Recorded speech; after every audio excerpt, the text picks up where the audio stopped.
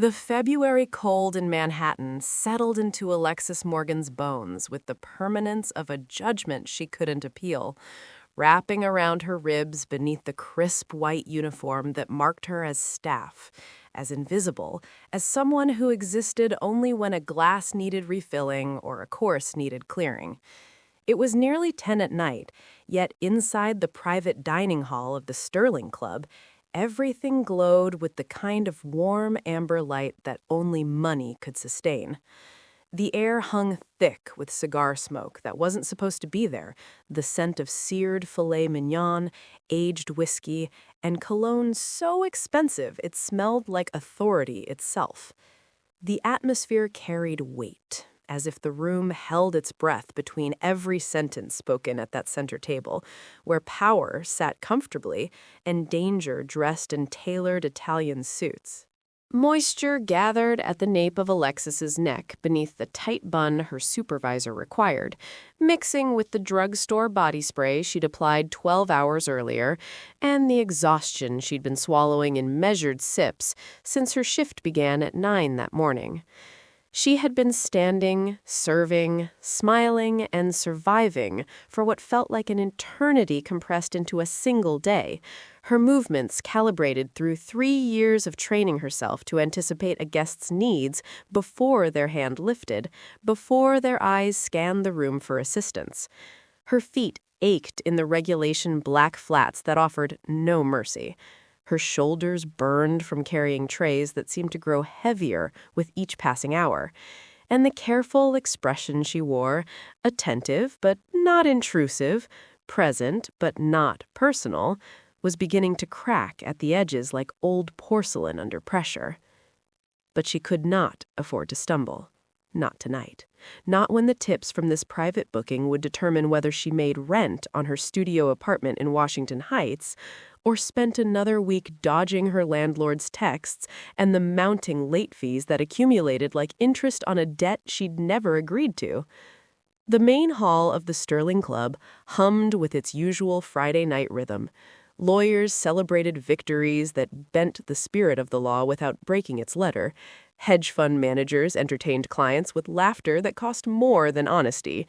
Tourists, clutching Michelin guide recommendations, photographed their plates as though documenting proof they belonged here, if only for one meal. Alexis moved through all of it like water finding its path around stones. A tray balanced perfectly in her left hand, her stride efficient, her words measured, her smile warm enough to be professional but never familiar enough to invite conversation. She had learned the essential skill of American service work, how to be invisible until the exact moment you were needed, then to disappear again so quickly that guests could pretend you'd never been there at all, could maintain the fiction that their meal materialized through magic rather than labor. Perhaps that was why she noticed him so immediately. Table 7, positioned behind a mahogany partition that separated the private dining hall from the main room, shielded by etched glass panels that blurred faces into expensive shadows. The table was reserved exclusively for guests who paid not just for food, but for silence, for discretion, for the kind of privacy that made the rest of the world stop existing. John Gotti. She had served this room 6 times in the past 4 months, each time when he arrived, always at 9:15, always with the same formation of guards, always ordering the bone-in ribeye cooked rare and a single glass of Barolo, always leaving cash on the table that she was instructed never to count in front of him, always speaking in a voice so quiet she had to lean in slightly to hear his order, and yet somehow everyone in the room seemed to hear him perfectly. Every staff member at the Sterling Club understood that Gotti's table required the precision of a bomb defusal, because on the rare occasions when someone brought him the wrong wine temperature or interrupted a conversation with poorly timed service, that person simply stopped appearing on the schedule. No termination meeting, no explanation, just a name that vanished from the roster as if it had never been written there, replaced by someone who understood better, who had learned from someone else's invisible mistake. Alexis had learned not to ask questions about men like John Gotti. In a city like New York, where the most powerful families controlled industries that didn't appear in business journals, where influence moved through channels that left no paper trail, survival meant keeping your observations locked behind your teeth and your opinions stored somewhere even you couldn't access them. She knew he was important in the way hurricanes were important. You didn't need to understand meteorology to know you got out of the path. Knew the ink covering his throat and climbing toward his jawline told stories written in a language most people were better off not learning to read. Knew the suit he wore tonight, charcoal gray, hand-stitched, buttons that caught the light like small warnings, cost more than she'd earn in 6 months of doubles and weekend shifts combined. Knew the men standing along the walls weren't waiters, weren't staff, weren't decorative. And tonight, she knew something else. Something that made her pulse quicken in a way that had nothing to do with the weight of the tray in her hands. If you're still with us, and this story has grabbed hold of something inside your chest, take a moment to subscribe to our channel, to like and share this video so we can keep bringing you stories that matter, stories that breathe, stories that refuse to look away. And if it isn't too much to ask, would you tell us where you're listening from? Drop a comment below and let us know which city, which corner of the world this story has reached tonight. Every comment reminds us why we do this. The timing was wrong. Alexis had been serving this room long enough to recognize patterns the way a musician recognizes when an orchestra plays a note slightly flat, not because she was looking for it, but because her survival had always depended on noticing what others missed. It was a skill she'd learned long before she ever stepped foot in the Sterling Club. Learned in classrooms where she was watched differently than other students. Learned in job interviews where she was qualified but somehow never quite the right fit. Learned in 100 small moments that taught her the same lesson over and over. Pay attention to what people don't say. Watch what they do when they think nobody's watching. And above all, trust your instincts, even when trusting them means standing alone. Tonight, those instincts were screaming. Alexis approached table 7 with the practiced efficiency of someone who had learned to make her body language as neutral as Switzerland. The tray in her hands held water glasses arranged with geometric precision, each one filled to the exact same level, each one positioned to avoid the slightest rattle of glass against silver.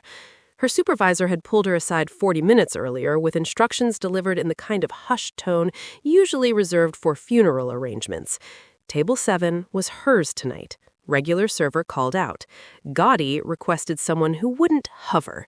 She'd been chosen not because she was the best, but because she'd proven herself capable of being professionally forgettable. She understood the assignment. The private dining hall felt different from this angle, as if crossing into the space behind the mahogany partition meant entering a country with different laws, different gravity. The main room's ambient noise, laughter, clinking silverware, the gentle chaos of people performing wealth, faded to something distant and irrelevant. Here, sound moves differently. Words carried weight. Silence had texture. John Gotti sat at the center of the rectangular table like a period at the end of a sentence that didn't need explaining. Not at the head, that would have been too obvious, too formal, too much like someone trying to prove something. He occupied the middle seat facing the entrance, which meant anyone approaching had to meet his gaze directly, had to be assessed and cataloged before they came within arm's reach. It was positioning that spoke of instinct rather than instruction, the kind of spatial awareness that didn't come from business school. Alexis had served wealthy men before, real estate developers who wore their net worth in cufflinks, hedge fund managers who spoke in acronyms designed to exclude anyone who hadn't attended the right schools, tech entrepreneurs who dressed down in expensive hoodies and convinced themselves they were revolutionary, athletes who carried their celebrity like an obligation they resented, actors who performed even when the cameras weren't running. Gotti was none of these things. He wore power the way other men wore cologne, subtly, confidently, with the understanding that anyone who needed to know would recognize it immediately. The charcoal suit fit him with the precision of architecture, tailored to accommodate shoulders that suggested he'd earned his authority through something more physical than inheritance. His shirt was open at the collar, no tie, which should have looked casual, but instead felt deliberate, as if he'd made a conscious decision about exactly how much formality this room required. But it was the ink that told the real story. Tattoos climbed from beneath his collar like vines that had been growing for decades, dark against his olive skin, intricate enough that Alexis could see they weren't impulsive decisions of youth, but the accumulated chronicle of a life lived outside the borders of conventional consequence. She caught glimpses of religious imagery, a saint's face, a cross, script in what might have been Latin or Italian, the kind of tattoos that meant something specific to people who understood the language and meant danger to everyone else. His hands rested on the table, relaxed but not careless, rings on 3 fingers, nothing ostentatious, but each one looked heavy, solid, like they could double as weapons if the situation required. His nails were clean, manicured with the kind of attention that suggested someone else handled that detail for him. The watch on his left wrist was elegant in its simplicity, the kind of timepiece that didn't need a visible brand name because the people who mattered would recognize it anyway. "Water?"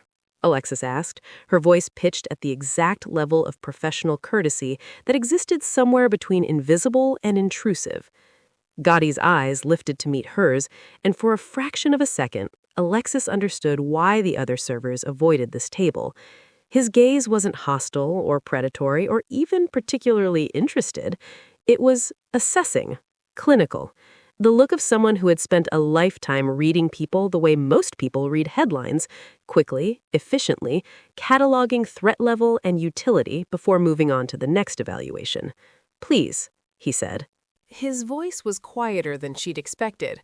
Not soft, there was nothing soft about it, but measured, economical with volume in the way people who are always listened to learn to be. There was geography in his accent, East Coast roots that had been smoothed down but not erased, the kind of voice that suggested he'd grown up in neighborhoods where loyalty was currency and conversation was potential evidence. Alexis poured the water with steady hands, despite the fact that her pulse was doing something complicated and arrhythmic in her throat. The stream of water hit the glass with barely a sound. She moved clockwise around the table, serving each of the 3 men seated with Gotti with the same practiced efficiency. Her eyes lowered just enough to seem respectful, but not so much that she appeared nervous. The man to Gotti's right was younger, maybe late 30s, with the kind of face that would have been handsome if it wasn't arranged in a permanent expression of controlled aggression. His suit was expensive, but not quite as expensive as Gotti's. His watch was flashy, where Gotti's was understated. He wore his status like someone still proving he deserved it. The man across from Gotti was older, 60s at least, with silver hair slicked back and a face that had forgotten how to smile genuinely decades ago. He held his menu without reading it, which told Alexis he already knew what he was ordering, or that the menu itself was just a prop in whatever performance was happening at this table. "The ribeye," Gotti said without opening his menu. "Rare, no sides. Barolo." The younger man ordered the sea bass. The older man ordered the lamb. Both of them kept their voices low, but neither of them had Gotti's economy of language. They used more words than necessary, as if filling space was part of their job description. As Alexis turned to leave, Gotti spoke again. "You're new to this room." It wasn't a question, but it required an answer. Alexis pivoted smoothly, meeting his eyes for the acceptable length of time, long enough to show respect, short enough to avoid challenge. "First time serving this section tonight, yes," she said, "but I've worked at the Sterling Club for 3 years.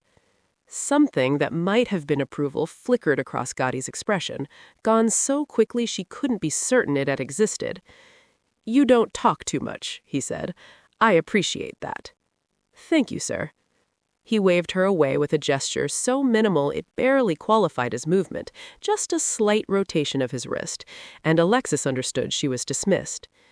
She moved back toward the kitchen, her professional mask firmly in place, but her mind was cataloging everything with a kind of hyper-awareness that came from a lifetime of knowing that missing details could cost her something she couldn't afford to lose.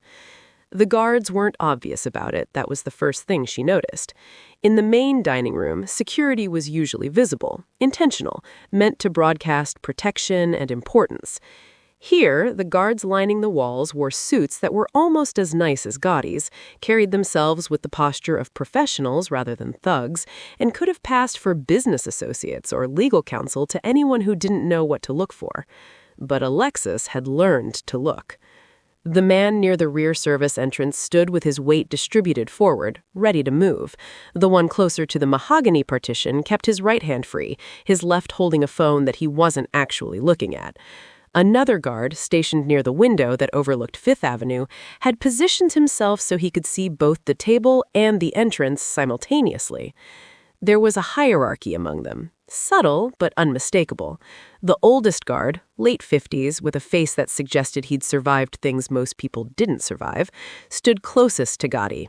The others deferred to him in microscopic ways, eye contact that asked permission, slight adjustments in position that responded to his nearly invisible signals.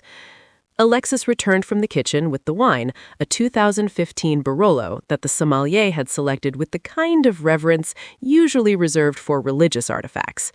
She poured it for Gotti first, the correct protocol, and watched him swirl the glass once, inhale briefly, then take a sip that was more evaluation than enjoyment. "Good," he said, which apparently meant she could finish pouring.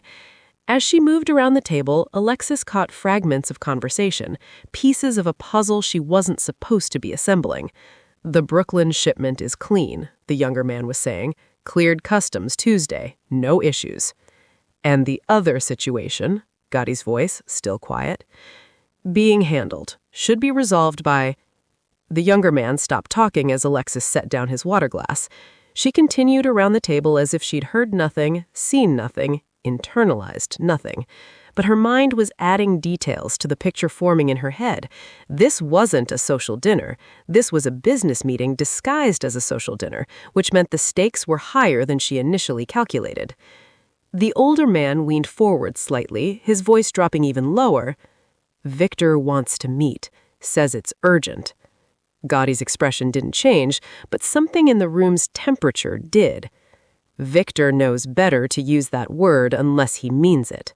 He sounded, the older man paused, choosing his words carefully, concerned about the usual, exposure, risk management. He thinks someone's been asking questions. Alexis finished pouring the wine and retreated to her station near the service corridor, close enough to return quickly if signaled, far enough away to be appropriately invisible. She busied herself with adjusting the silverware on her tray, polishing water spots from glasses with a cloth, performing the small maintenance tasks that justified her presence without drawing attention.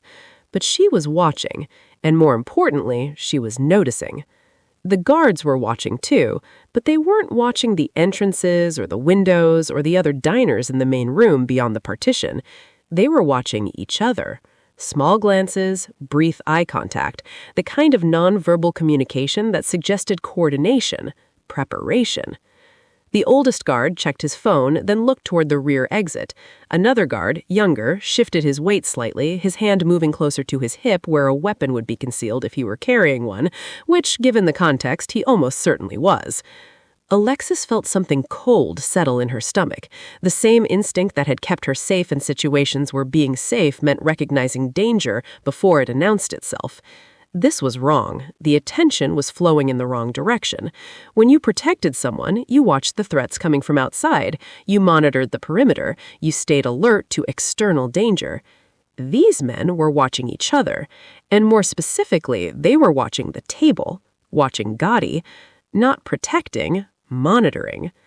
Alexis served the first course, seared tuna for the younger man, carpaccio for the older man, nothing for Gotti, who had declined an appetizer, and used the opportunity to track sightlines, to map positions, to understand the geometry of the room in a way she'd never needed to before. When she returned to her station, Alexis caught the oldest guard's eyes on her. Not threatening, not even particularly interested, just aware, cataloging her presence the way she was cataloging his. That's when Alexis understood with the kind of clarity that felt like ice water in her veins. Whatever was happening at this table tonight, she was already inside it. The room had its own gravitational field, and by serving this table, by being present, by existing in this space at this specific moment, she'd been pulled into an orbit she couldn't escape just by walking away. John Gotti sat at the center of the room eating his meal with the unhurried confidence of someone who had never had to fear anything. But tonight, Alexis realized, the danger wasn't coming from outside these walls. It was already here, wearing a suit, standing at attention, waiting. And the only person in the room who didn't seem to know it yet is the man everyone else was supposed to be protecting. Alexis developed her observational skills the way some people develop allergies, not through choice, but through repeated exposure to environments where missing details could cost her something she couldn't afford to lose. Her first time was when she was 8 years old. The third-grade teacher, Mrs. Hendricks, had accused another student, a white boy named Connor, of cheating on a math test. Alexis had seen Connor copy answers from the girl sitting next to him, had watched him angle his paper just so, and had noticed the identical wrong answers that should have been obvious evidence. When Mrs. Hendricks asked if anyone had seen anything, Alexis raised her hand. She told the truth. Connor's mother came to school the next day. Then Connor's father, who knew someone on the school board. Within a week, Alexis was the problem. Disruptive, attention-seeking, jealous of Connor's natural abilities. Her mother had sat her down at their kitchen table, exhaustion carved into every line of her face, and explained the lesson Alexis should have already known. Baby, the truth doesn't protect us. It just makes us targets. At 15, she watched her manager at the grocery store where she worked after school pocket money from the register. Small amounts he thought no one would notice. She said nothing, kept her head down, focused on scanning items and bagging groceries with the kind of invisible efficiency that kept her employed. The manager eventually got caught, fired, and arrested. If Alexis had spoken up earlier, she would have been the one who caused problems, who made accusations, who couldn't be trusted. Silence had saved her job. At 19, working her first restaurant position at a chain in Midtown, she watched a senior server sexually harass the younger waitresses, watched management ignore complaints, watched women quit rather than fight battles they couldn't win. Alexis learned to navigate around him, to trade shifts, to make herself unavailable without making herself a target. 2 years later, he was finally fired, after assaulting someone, after it became impossible to ignore. The women who had spoken up earlier were already gone, their careers damaged, their reputations questioned. The lesson had been reinforced so many times, it had become cellular. Watching was survival. Speaking was risky. And for Black women in particular, risk had a cost that compounded with interest.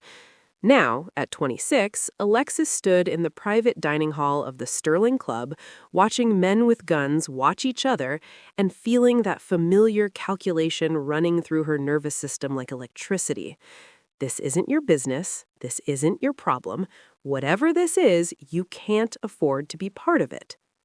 But her eyes kept cataloging details anyway, because watching was what she did, because survival meant being aware even when awareness was dangerous. She cleared the appetizer course with practiced efficiency, returning to the kitchen where the noise and heat and chaos felt almost comforting compared to the weighted silence of table 7. The head chef was screaming at someone about plating. The dishwasher had the kind of expression that suggested he'd stopped listening hours ago.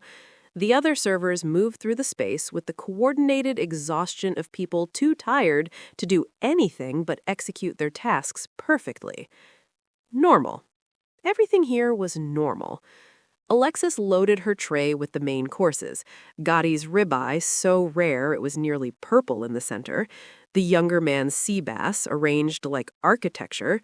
The older man's lamb, crested with herbs that probably cost more than Alexis's monthly Metro card. She took a breath, steadied herself, and pushed back through the door into the private dining hall. The oldest guard, the one she'd mentally designated as the leader, was touching his ear. not scratching, not adjusting, touching his earpiece with the deliberate pressure of someone activating a microphone or confirming a connection. The main course hadn't even been served yet. Gotti and his guests were still engaged in conversation. Nothing had happened that would require security communication.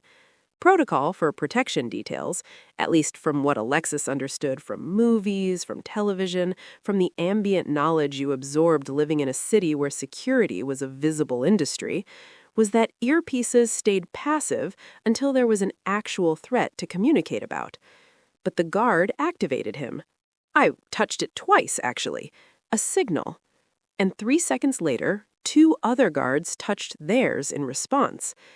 Alexis set the ribeye in front of Gotti with hands that wanted to shake, but had been trained into steadiness by 3 years of serving people who noticed weakness and penalized it. "Your ribeye, sir? Please let me know if it's prepared to your satisfaction." Gotti cut into it without ceremony, nodded once, satisfied, and returned to his conversation. "The situation in Queens is contained. Real estate transfer cleared last week, clean title, no complications." Alexis served the sea bass, then the lamb, her movements automatic while her attention fractured across a dozen simultaneous observations. The guard near the rear service entrance, the exit she would use when her shift ended, the door that led to the staff corridor and eventually to the street, was watching that exit with the kind of focus that suggested it expected to be used.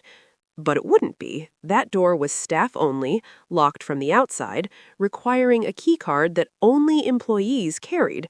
No threat would come through there. No danger would use that entrance. Unless the danger was already inside. Another guard, positioned near the window, kept glancing at his watch. Not casually, not the way people check the time because they're bored or eager for their shift to end. He was checking it the way people check countdown timers. Every 45 seconds, then 30 seconds, then 20. Alexis retreated to her station, her mind racing through possibilities, through explanations that made sense, through narratives that would allow her to dismiss what she was seeing as paranoia or experience or the kind of anxiety that came from working too many hours on too little sleep. But the explanations wouldn't hold. She'd served enough wealthy men, enough men with security details, enough men who carried danger like an accessory, that protection looked like what? Protection was vigilant, but external. Protection watched for threats coming toward the client, not threats emerging from the protection itself. "This isn't your business," she told herself. "You serve the food, you collect the tip, you go home. Whatever this is, it's not your problem." But her eyes kept cataloging details anyway, because watching was what she did, because survival meant being aware even when awareness was dangerous. She cleared the appetizer course with practiced efficiency, returning to the kitchen where the noise and heat and chaos felt almost comforting compared to the weighted silence of table 7. The head chef was screaming at someone about plating. The dishwasher had the kind of expression that suggested he'd stopped listening hours ago. The other servers moved through the space with the coordinated exhaustion of people too tired to do anything but execute their tasks perfectly. Normal. Everything here was normal. Alexis loaded her tray with the main courses. Gotti's ribeye, so rare it was nearly purple in the center. The younger man's sea bass, arranged like architecture. The older man's lamb, crusted with herbs that probably cost more than Alexis's monthly Metro card. She took a breath, steadied herself, and pushed back through the door into the private dining hall. The oldest guard, the one she'd mentally designated as the leader, was touching his ear. Not scratching, not adjusting, touching his earpiece with the deliberate pressure of someone activating a microphone or confirming a connection. The main course hadn't even been served yet. Gotti and his guests were still engaged in conversation. Nothing had happened that would require security communication. Protocol for protection details, at least from what Alexis understood from movies, from television, from the ambient knowledge you absorbed living in a city where security was a visible industry, was that earpieces stayed passive until there was an actual threat to communicate about. But the guard activated him. I touched it twice, actually. A signal.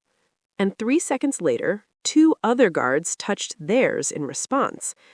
Alexis set the ribeye in front of Gotti with hands that wanted to shake, but had been trained into steadiness by 3 years of serving people who noticed weakness and penalized it. "Your ribeye, sir? Please let me know if it's prepared to your satisfaction." Gotti cut into it without ceremony, nodded once, satisfied, and returned to his conversation. "The situation in Queens is contained. Real estate transfer cleared last week, clean title, no complications." Alexis served the sea bass, then the lamb, her movements automatic while her attention fractured across a dozen simultaneous observations. The guard near the rear service entrance, the exit she would use when her shift ended, the door that led to the staff corridor and eventually to the street, was watching that exit with the kind of focus that suggested it expected to be used. But it wouldn't be. That door was staff only, locked from the outside, requiring a keycard that only employees carried. No threat would come through there. No danger would use that entrance. Unless the danger was already inside.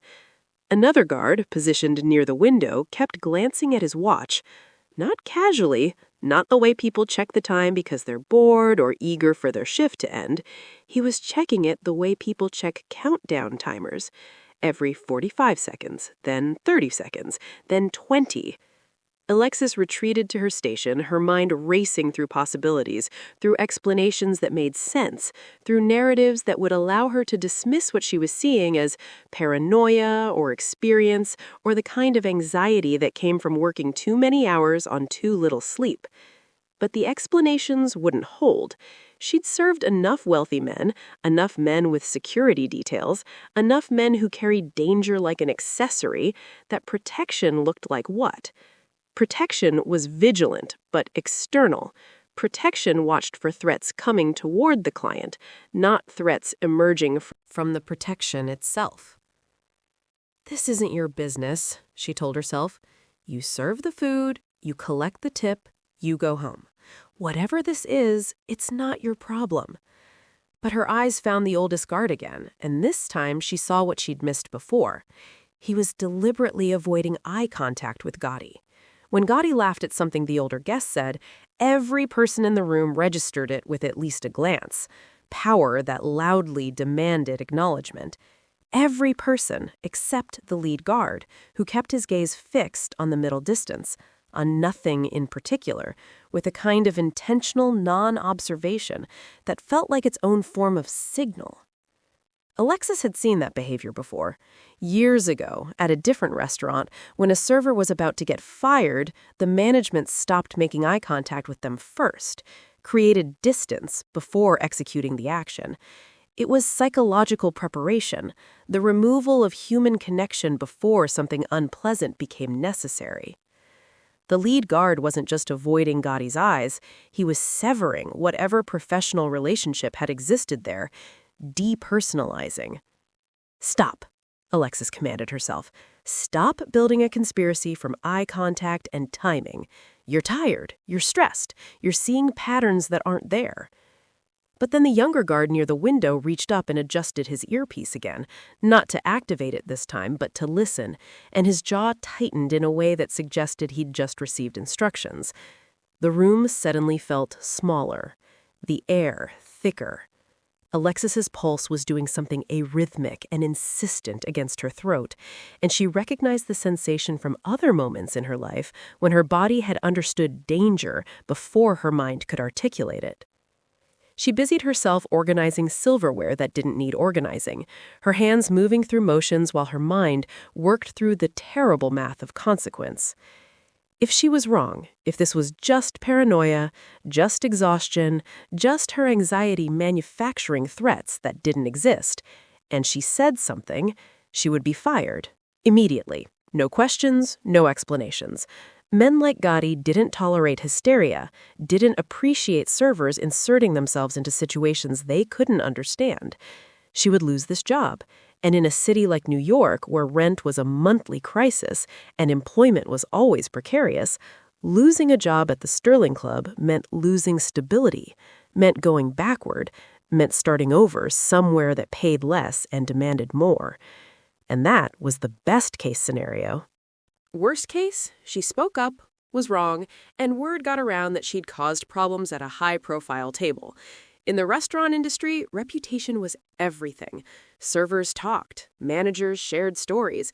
Being labeled as dramatic or unstable or someone who couldn't handle pressure meant being unhireable, meant burning bridges she couldn't afford to burn. But if she was right...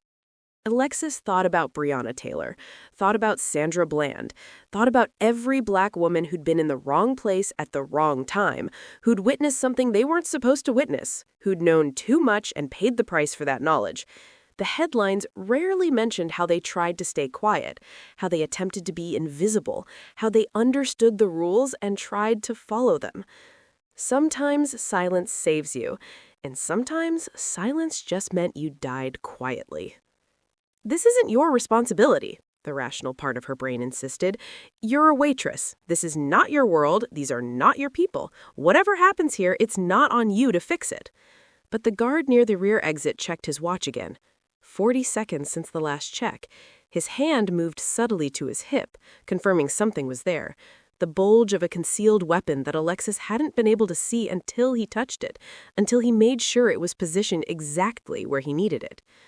Gotti laughed at something, a genuine sound that cut through the careful quiet of the room. He seemed relaxed, engaged, completely unaware that the men paid to protect him were running through some kind of coordinated countdown. The younger man at the table glanced at his own watch. Was everyone tracking time now? And something passed across his expression too quickly for Alexis to name. Not quite fear. Not quite anticipation, something between the two, something that suggested he knew what was coming and was preparing himself for it. Coordinated, Alexis thought. They're all coordinated. This wasn't a random guard being inattentive. This wasn't a casual security protocol. This was rehearsed, timed, planned. The lead guard touched his earpiece again. 2 quick taps, and around the room, subtle shifts in posture occurred. Weight redistributed. Hands moved closer to weapons. The guard near the window took 2 steps to the left, a position that would give him a clearer line of sight to the table. To Gotti. Alexis felt her breath catch in her throat, felt the world narrow down to the single, terrible understanding. She wasn't watching men protecting someone. She was watching men positioning themselves to do the opposite. And the dinner service had another 40 minutes left. Whatever was going to happen was already in motion, already past the point of cancellation, already inevitable in the way that tides and gravity and consequences were inevitable.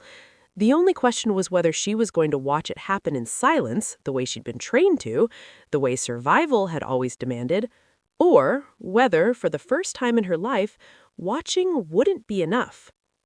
Time became elastic in the private dining hall, stretching and compressing in ways that made Alexis hyper-aware of every passing second, while simultaneously making her feel like she was moving through water, through air that had turned thick and resistant.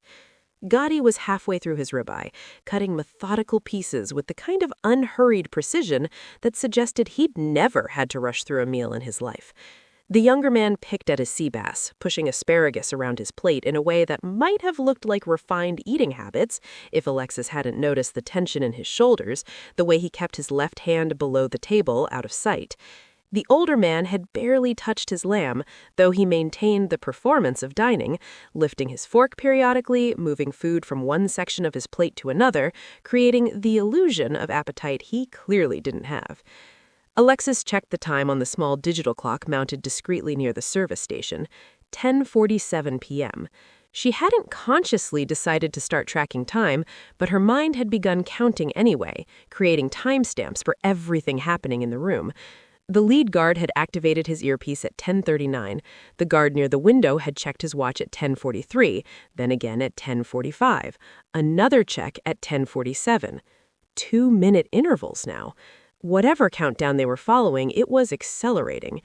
In a normal dinner service at this level, wealthy clients, multi-course meals, the kind of dining experience that people paid premium prices to extend as long as possible, Alexis would be checking back every 7 to 10 minutes, refilling water glasses, asking about wine, offering dessert menus, maintaining presence without being intrusive.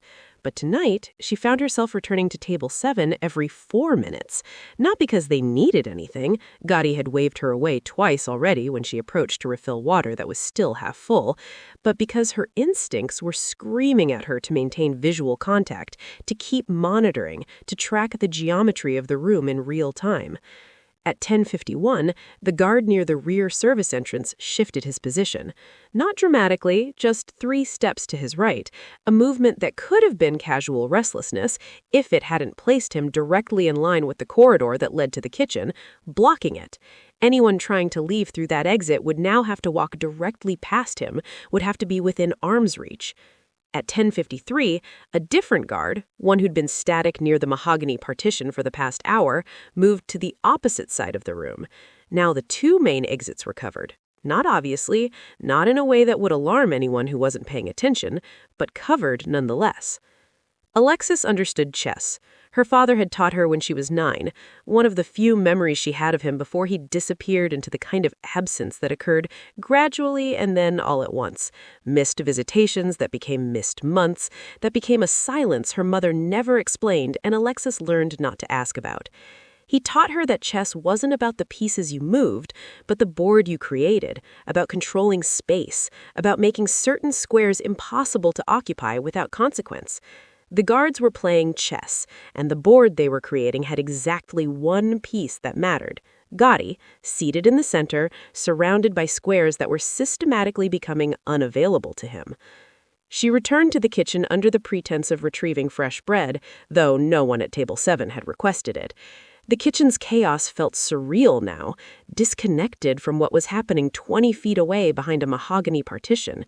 The head chef was still screaming, this time about a sauce that had broken. A server had dropped a tray of glassware, and the sound of shattering had caused everyone to freeze momentarily before returning to their tasks. Normal disasters, manageable crises, the kind of problems that could be fixed with apologies and replacement orders and insurance claims. Alexis loaded her tray with bread that no one needed and checked the clock, 10:56 p.m.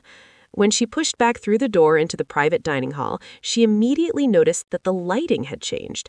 Not dramatically, no one had touched the dimmer switches, but the quality of illumination felt different, and it took her several seconds to understand why.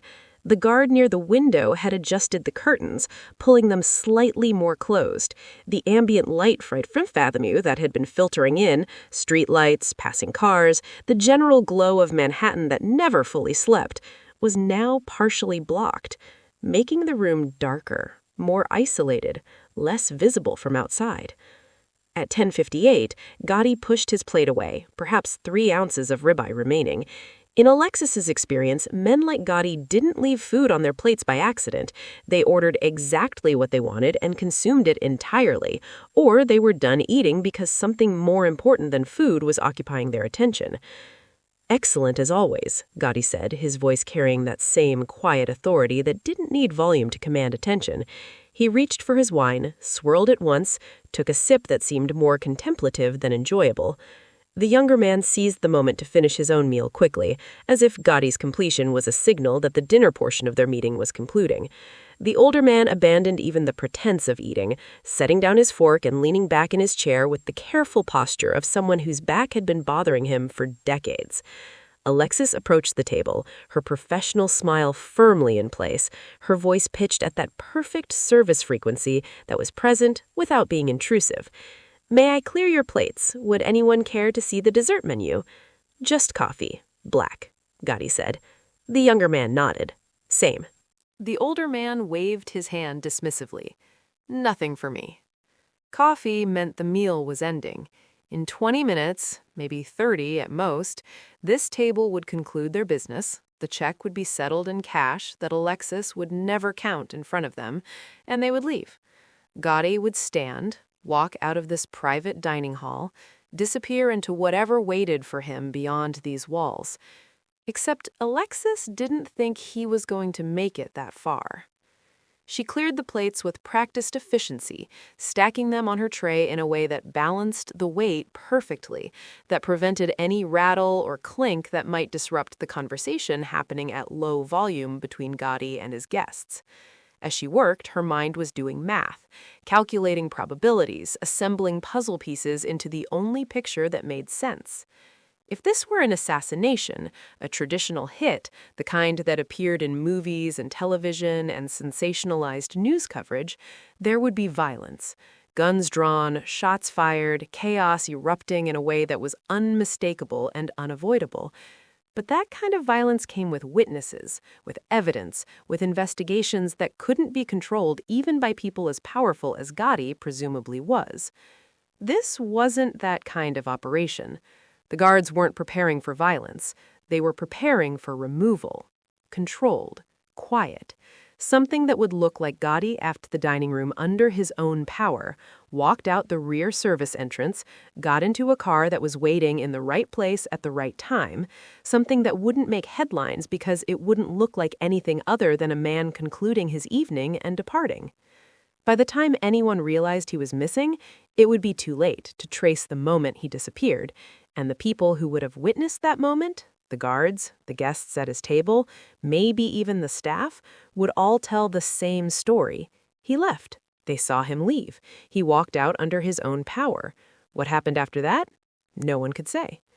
Plausible deniability stacked on top of plausible deniability until the truth was buried under so many layers of reasonable doubt that it became unrecoverable. Alexis returned to the kitchen, loaded the espresso machine with the dark roast that wealthy clients preferred, and watched the coffee drip with the same hypnotic focus people develop when their brains are working through problems their conscious minds haven't fully articulated yet. At 11:04 p.m., she delivered 3 small cups of coffee to table 7, each one served with the kind of precision that her training required. Gotti accepted his without looking at her, his attention focused on something the older man was saying in a voice too low for Alexis to catch anything more than fragments. "Needs to happen cleanly," the older man was saying. "No complications, no attention." "I understand the parameters," Gotti replied, and there was something in his tone that suggested this wasn't a conversation about business strategy or real estate deals or any of the legitimate operations that people like Gotti might be theoretically involved in. The younger man shifted in his seat, uncomfortable in a way he'd been hiding successfully until now. "Timeline is tight. Victor wanted it handled tonight." Victor, the name from earlier, the person who'd wanted a meeting, who'd used the word urgent with enough weight that Gotti had taken it seriously. Gotti took a sip of his coffee, his expression unreadable. "Victor worries too much, always has." But the younger man didn't look reassured, and more importantly, the guards were moving again. At 11:07 p.m., the lead guard made a subtle gesture, 2 fingers raised, then lowered. Around the room, positions shifted infinitesimally. The guard near the rear exit took 1 step forward. The one near the window turned slightly, angling his body toward the table in a way that changed his relationship to the space, that made him less of an observer and more of a participant. Alexis's hands were steady as she refilled water glasses that didn't need refilling, but internally she was running through scenarios, through options, through the brutal calculus of consequence that had defined her entire adult life. If she said nothing, Gotti would likely die tonight, or disappear, or whatever euphemism applied to what happened when powerful men were removed by people who were supposed to protect them. And Alexis would go home, collect her tips, pay her rent, continue existing in the careful invisibility that had kept her employed, kept her safe, kept her alive in a world that had never promised her any of those things. That was the smart choice, the survival choice, the choice that every experience, every lesson, every painful education in the realities of being a Black woman in America had taught her to make. But if she spoke, if she broke the cardinal rule of her own survival and inserted herself into something that wasn't her business, wasn't her responsibility, wasn't hers to fix, the consequences would be immediate and comprehensive. Best case, she was wrong, caused a scene, lost her job, damaged her reputation, made herself unhireable in an industry that blacklisted troublemakers with the efficiency of an algorithm. Worst case, she was right, prevented something these men had planned carefully, and became a liability that needed to be managed. And yet, standing in that private dining hall, watching time count down toward whatever moment these guards were building toward, Alexis felt something shift inside her. Not courage, she wasn't stupid enough to confuse what she was feeling with bravery. It was something more fundamental, more cellular, a recognition that some choices, once avoided, changed who you were in ways you couldn't undo. That there were costs to action, yes, but there were also costs to inaction, and sometimes the price of silence was higher than the price of speaking, even when the spreadsheet said otherwise. At 11:11 p.m., Gotti finished his coffee, set the cup down with finality, adjusted his cufflinks in a way that suggested he was preparing to stand, to conclude this meeting, to move toward whatever came next. The guards tensed collectively, a ripple of readiness that moved through the room like current through water. And Alexis made her decision. Not the smart one, not the safe one, not the choice that years of training and survival and painful education had prepared her to make, but the only one she could live with. She just needed the right moment, the right opening, the exact perfect second when she could whisper what needed to be said without broadcasting it to the entire room, without making a scene, without getting herself killed before the words left her mouth. At 11:17 p.m., Gotti signaled for the check. Alexis moved toward the table, her heart hammering against her ribs with the kind of force that should have been audible, that felt like it should be announcing her terror to everyone in the room. The moment was coming. She just had to be brave enough or foolish enough to take it. The check arrived on a small leather portfolio, the kind of discreet presentation that wealthy clients expected. No itemization visible, no prices displayed in a way that might feel vulgar or transactional. Just a single card with a total that Alexis already knew would be settled in cash, large bills that Gotti would produce from an inner jacket pocket, without counting, without ceremony, as if money were merely a formality, rather than the reason most people spent their lives calculating what they could and couldn't afford. Alexis approached table 7 with the leather portfolio balanced on her tray, her steps measured at the exact pace she'd perfected over 3 years, not rushed, which would suggest anxiety or incompetence, and not slow, which might be interpreted as inattentiveness. Her face wore the expression she'd trained into muscle memory, pleasantly neutral, professionally attentive, the kind of look that made guests feel served without feeling observed. But inside her chest, her heart was staging a rebellion, beating so hard she could feel it in her throat, in her wrists, behind her eyes. Her hands wanted to shake, her breath wanted to come too fast. Every survival instinct she'd ever developed was screaming her to stop, to reconsider, to recognize that what she was about to do was the kind of mistake people didn't recover from. She ignored all of it. At 11:14 p.m., she placed the leather portfolio beside Gotti's right hand, setting it down with the kind of precision that prevented even the softest sound of leather against linen tablecloth. "Whenever you're ready, sir. No rush." Gotti glanced at the portfolio but didn't open it immediately. He was still engaged in conversation with the older man, something about property transfers and legal structures that Alexis couldn't follow and didn't need to. The younger man had gone quiet, his attention focused on his phone, thumbs moving across the screen in a way that suggested he was communicating with someone outside the room. The guards had settled into their final positions. The lead guard near the rear exit stood with his weight forward, ready. The one by the window had his hand resting casually at his hip, close to where his weapon would be concealed. Another guard, positioned near the mahogany partition, had moved slightly to block the line of sight from the main dining room.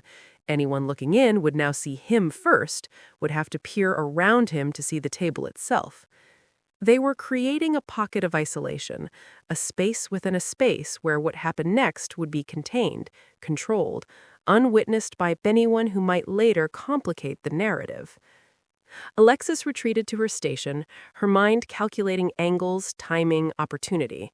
She needed a reason to return to the table, needed something that would justify leaning in close enough to Gotti that her voice wouldn't carry beyond him, that the guards wouldn't overhear what she was about to say, that she could deliver her warning and retreat before the room could react. Coffee. She could offer to refill his coffee. No, he'd raved away her last attempt to refill anything. Approaching again so soon would seem hovering, would draw attention, would make the guards notice her more carefully than they already were. She watched Gotti open the portfolio, glance at the total with the disinterest of someone for whom money had long ceased to be a limiting factor. He reached into his jacket, the movement casual, unhurried, and produced a money clip holding what looked like $50 or $60 bills. He counted out 15 without looking at them, the kind of muscle memory that came from handling cash so frequently it became automatic. The tip would be substantial, probably 40% or more. Under normal circumstances, Alexis would be calculating what that meant for her rent, for her bills, for the small financial breathing room that good tips provided. Tonight, she couldn't make herself care about money she might not live long enough to spend.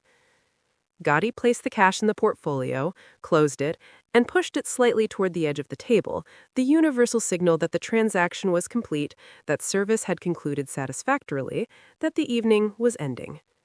At 11:17, he began to stand.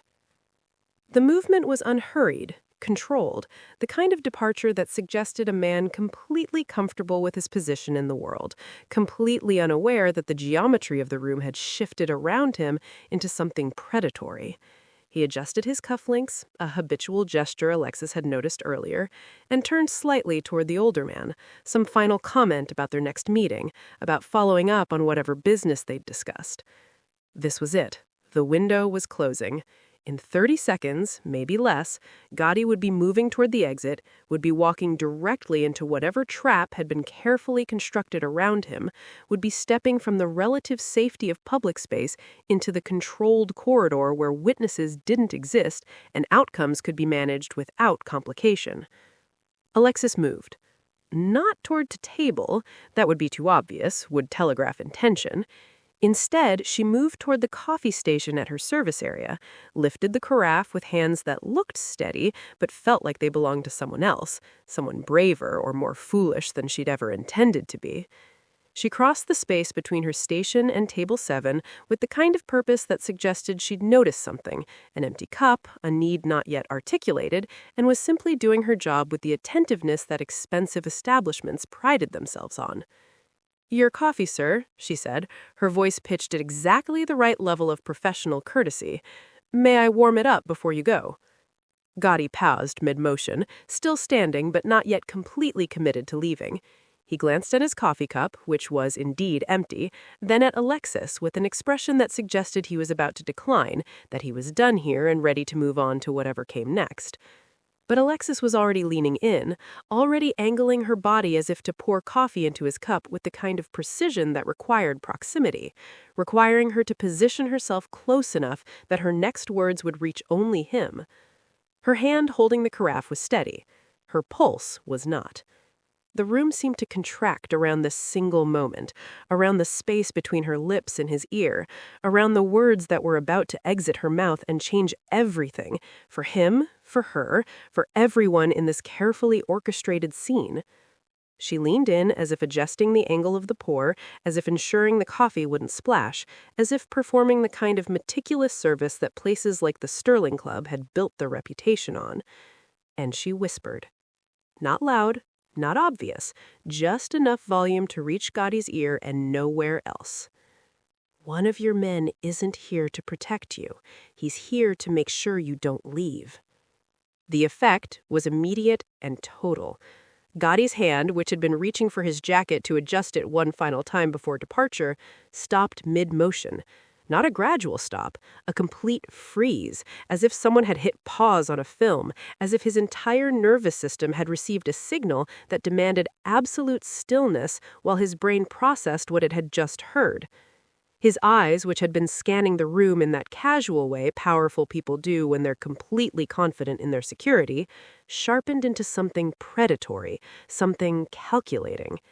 He didn't look at Alexis, that would be too obvious, would broadcast that something had been communicated.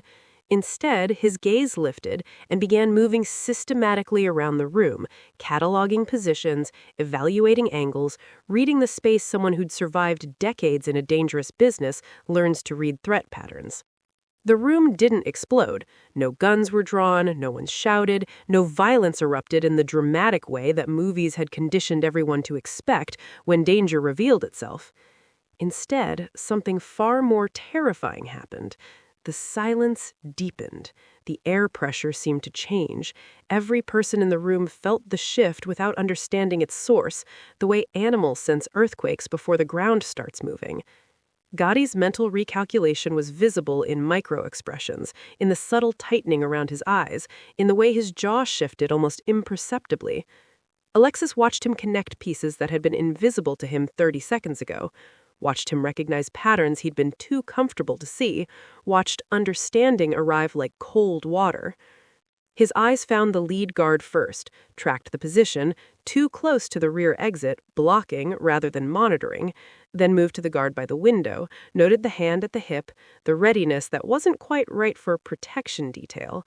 Then to the younger man at the table, whose phone was still active, whose attention was split between the screen and the room in a way that suddenly felt coordinated rather than distracted. The older man had gone very still, watching Gotti with the kind of careful attention that suggested he knew something was happening but couldn't identify what. Alexis straightened, the coffee carafe still in her hand, her professional mask back on place, as if she'd done nothing more than offer a beverage service. Her heart was slamming against her ribs so hard she thought it might crack bone. If she was wrong, if she had just whispered paranoid conspiracy to one of the most dangerous men in New York based on nothing more than suspicious timing and anxious observation, she had approximately 60 seconds before her life ended in some permanent and irreversible way. But Gotti saw it. She watched the moment confirmation arrived in his expression, watched him identify the specific guard who'd been positioned wrong, who'd been watching with the wrong kind of attention, who'd been waiting for the exact right moment that was approaching fast.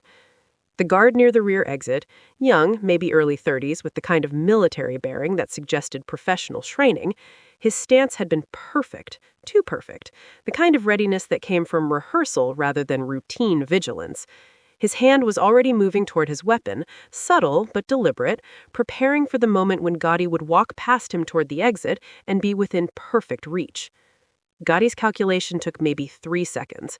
3 seconds in which he evaluated every option, every possible response, every way the situation could resolve. And then he moved. Not frantically, not with the panic of someone who just realized he was about to be killed, but with the calculated precision of someone who'd survived this long by making decisions faster than other people could process information. He turned to the older man, his voice perfectly controlled, perfectly casual. "I need to make a call. Forgot something in the car." The older man looked confused, but not alarmed, yet. Then Gotti pivoted smoothly, not toward the rear service entrance where the trap was waiting, but toward the side corridor, the one staff used to access the kitchen, the one that wasn't obvious, the one that most guests didn't even know existed because it was partially hidden behind decorative paneling that matched the walls. The movement was so natural, so unhurried, that for a split second, the guards didn't register it as evasion. They'd been prepared for Gotti to follow his usual pattern, to exit through the rear, to walk directly into their carefully constructed scenario. This wasn't that. The lead guard's expression shifted from ready to confused to alarmed in rapid succession. His hand moved toward his earpiece, about to communicate something, to alert whoever was waiting outside that the target had changed direction, that the plan needed adjustment. But Gotti was already moving with the kind of speed that didn't look like speed, that looked like a man casually stepping away from a table to make a phone call, that wouldn't trigger alarm in anyone who wasn't already invested in his trajectory. At 11:19, John Gotti walked through the service corridor entrance, disappearing from the main dining hall into the staff-only spaces that led deeper into the Sterling Club's hidden infrastructure. The trap collapsed without a single shot fired. The room erupted into silent chaos. Guards moving, the younger man standing abruptly, his phone dropping from his hand, the older man demanding to know what was happening in a voice that finally contained an alarm. Alexis stood at her station, the coffee carafe still in her trembling hands, understanding with perfect clarity that she'd just crossed a line she could never uncross, that whatever came next, whether it was gratitude or retribution or something she couldn't predict, her life would never be the same. The guard near the rear exit moved too late, his hand finally drawing his weapon but with nowhere to aim it, no target to acquire, no moment to execute what had been planned so carefully. The sentence Alexis had whispered, those 17 words that had taken less than 3 seconds to deliver, had just saved a man's life, and possibly ended her own. The service corridor swallowed Gotti completely within 3 seconds, the paneled doors swinging closed behind him with a kind of pneumatic hiss that expensive architecture produced. Quiet, controlled, final. For a moment, the private dining hall existed in a state of suspended confusion, everyone processing what had just happened at different speeds, understanding arriving in waves that left some people still sitting calmly, while others were already moving toward crisis management. The lead guard was the first to fully comprehend. His hand went to his earpiece, not touching it gently this time, but pressing hard, activating the microphone with the urgency of someone whose carefully constructed plan had just disintegrated. Target has diverted. Repeat, target has diverted. Southwest corridor, heading toward kitchen access.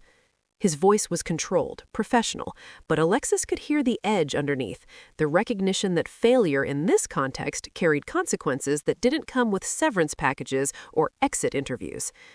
The guard near the rear exit, the one whose position had been wrong, whose readiness had been too perfect, whose role Alexis had identified and whispered about, stood frozen for a fraction of a second longer than the others. His weapon was half drawn, his hand still gripping the concealed pistol at his hip, but there was no target to aim at, no scenario to execute. The plan had required Gotti to walk past him, to be within arm's reach, to create a situation that could be controlled, quietly, efficiently, with the kind of violence that left no witnesses and minimal evidence. Instead, Gotti had disappeared into staff-only spaces that weren't part of the blueprint these men had been working from. The younger man at the table stood abruptly, his chair scraping against the hardwood floor with a sound that cut through the weighted silence like a scream. What the fuck just happened? His voice had lost all pretense of composure, all the careful modulation that had characterized his dinner conversation. This was panic, raw and unfiltered. The older man remained seated, but his hands were gripping the edge of the table with enough force that his knuckles had gone white. He looked between the guards and the corridor where Gotti had vanished, his expression cycling through confusion, alarm, and finally something that looked like grim calculation. "He knows," the older man said, his voice barely above a whisper. Every guard in the room turned their attention toward the only variable they hadn't accounted for: Alexis. She stood at her station, the coffee carafe still in her trembling hands, her body language carefully maintained in that neutral service posture she'd perfected over 3 years. But her mind was running through escape routes with the desperate efficiency of someone who understood that the next 60 seconds would determine whether she lived or died. The lead guard moved first. Not running, that would have caused a scene, would have alerted other staff members, would have made this situation even more complicated than it already was. But his stride was purposeful, direct, eating up the distance between his position and Alexis's station with the kind of speed that suggested military training, combat experience, the muscle memory of someone who'd closed on targets before. "You." His voice was low, controlled, but there was nothing friendly in it. "Come with me now." Alexis set down the coffee carafe with hands that wanted to shake but refused to betray her. She understood the calculation instantly. Causing a scene would help no one, least of all her. Screaming would bring other staff, which would create witnesses, which would force these men to either abandon their operation entirely or expand their cleanup to include people who hadn't asked to be involved. Neither option helped her survive. So she nodded. Of course. The compliance bought her 10 seconds of not being immediately threatened, 10 seconds where the lead guard's hand moved away from his weapon, where violence remained potential rather than kinetic. Another guard materialized beside her, the one who had been stationed near the window, whose watch checking had been one of the first anomalies she had noticed. He didn't touch her, didn't make physical contact, but his proximity was a message: you're contained now, you're controlled, don't do anything stupid. Behind them, in the private dining hall, the situation was decomposing rapidly. The older man had finally stood, his phone pressed to his ear, his voice urgent but too quiet for Alexis to distinguish words. The younger man was pacing, his hands running through his hair in the universal gesture of someone whose world was collapsing and who had no idea how to stop it. Upstairs, the lead guard said to Alexis, gesturing toward a different corridor, one that led away from the kitchen, away from the main dining room, toward the administrative offices and private rooms that guests rarely saw. Management wants to talk to you. It was a lie. Management didn't know anything about this yet. Management was probably at home, asleep, completely unaware that their establishment had just been the staging ground for an assassination attempt that had failed in the most spectacular and unpredictable way possible. But she understood what upstairs really meant. Somewhere private, somewhere without witnesses, somewhere decisions could be made about how to handle a problem that had just become exponentially more complicated. She walked. What else could she do? Running would get her killed immediately. Fighting would accomplish nothing except to make her death more violent. Screaming might bring help, or it might just accelerate the timeline of her removal. So she walked, flanked by guards whose professional demeanor had cracked just enough to show the threat underneath, moving through corridors that were becoming progressively more isolated, more removed from the public-facing spaces, where safety existed in the form of cameras and witnesses, and the thin protection of social contract. Behind them, barely audible, Alexis heard raised voices, the younger man and the older man, arguing, something about Victor, about responsibility, about who would take the fall for this. The words blurred together, but the tone was clear. Blame was being allocated, liability was being assessed, and someone was going to pay for this failure. They passed the kitchen, where the normal chaos of dinner service continued oblivious to everything happening 20 feet away. The head chef was still screaming about something, probably that broken sauce earlier. A dishwasher stood at his station, methodically cleaning plates with the glazed expression of someone who'd mentally checked out hours ago. A server Alexis vaguely recognized, Marina maybe, or Marina, was loading a tray with desserts, her attention focused entirely on arranging chocolate cake and creme brulee in aesthetically pleasing patterns. Normal. Everything was normal here. The world was continuing to turn for people who hadn't just whispered secrets to mafia bosses, who hadn't just collapsed assassination attempts, who hadn't just made themselves targets of men who solved problems permanently. The lead guard directed Alexis toward a service stairwell, not the guest elevators with their polished brass and mirrored walls, but the concrete and steel stairs that staff used to move between floors without being seen. They climbed. 1 flight, 2 flights. The guards didn't speak, Alexis didn't ask questions. The only sound was their footsteps echoing in the stairwell, each step taking her further from safety, further from witnesses, further from any scenario where someone might intervene on her behalf. At the 3rd floor, they exited into a hallway Alexis had never seen before. Thick carpet that absorbed sound, walls painted in neutral tones that suggested these spaces were functional rather than decorative, doors with small brass plaques indicating private offices, storage, administrative functions. The lead guard stopped at a door marked only with a number, 317, and produced a key card from his pocket. The lock disengaged with a soft click. He pushed the door open and gestured for Alexis to enter. She hesitated. Once she crossed that threshold, she would be completely isolated. No one knew she was here. No one was tracking her location. If she disappeared, it would be days before anyone noticed. Maybe her landlord when rent didn't arrive. Maybe her supervisor when she failed to show up for her next shift. By then, whatever happened in room 317 would be long concluded, the evidence cleaned up, the paperwork filed in ways that explained her absence with bureaucratic efficiency. Inside, the guard's voice had lost even the pretense of courtesy. Alexis stepped through the doorway. The room was small, functional, a private office or meeting space, a desk with a computer that looked rarely used, 2 chairs, a window that overlooked Fifth Avenue, the view expensive and irrelevant. No decorations, no personal effects, nothing that suggested anyone actually worked here regularly. It was a space designed for temporary use, for conversations that needed privacy, for decisions that required discretion. The guard followed her in, along with his partner. The door closed behind them with a sound that felt final. "Sit," the lead guard said, pointing to one of the chairs. Alexis sat. Her hands were folded in her lap, her posture upright, her expression as neutral as she could maintain while her heart was attempting to beat its way out of her chest. She'd read enough, watched enough, heard enough stories to know that how she presented herself in the next few minutes might determine whether she walked out of this room. Compliance without weakness, cooperation without confession. Give them nothing to use against you while giving them no reason to escalate. The lead guard stood in front of her, his arms crossed, his expression carved from something that resembled patience but was actually just controlled anger. "What exactly did you say to him?"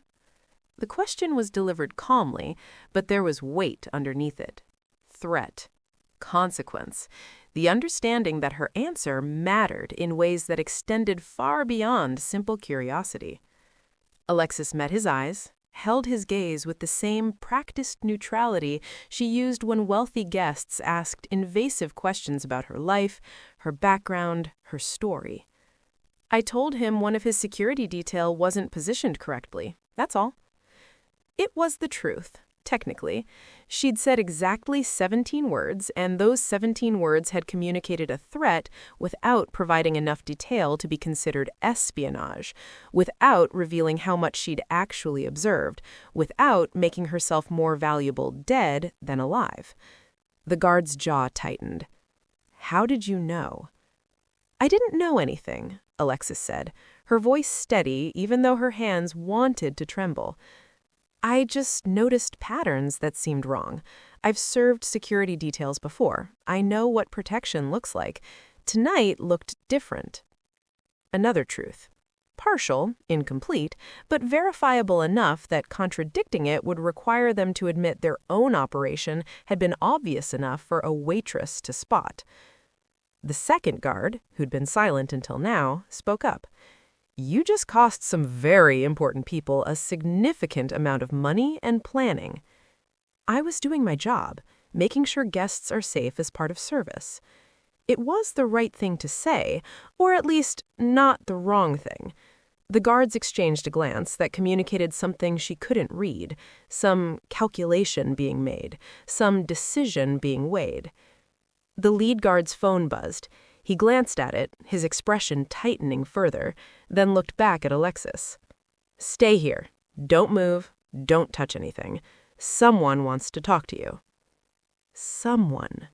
Not management, not police, not any authority that operated within legal frameworks or institutional oversight. Someone. The guards left, the door closing behind them. Alexis heard the lock engage from the outside, not loudly, but definitively. She was contained now, held, waiting for whatever judgment was about to arrive. She stood and walked to the window, looking down at Fifth Avenue 3 floors below. Traffic moved normally. People walked dogs, hailed cabs, carried shopping bags from stores that stay open late for clients who could afford to shop whenever they wanted. The city continued its indifferent existence, millions of people living their lives completely unaware that a woman named Alexis Morgan was standing in a locked room, waiting to discover if she just saved her own life or merely delayed her death. At 11:34 p.m., she heard footsteps in the hallway, not the heavy tread of the guards, but something different, slower, more deliberate. The lock disengaged.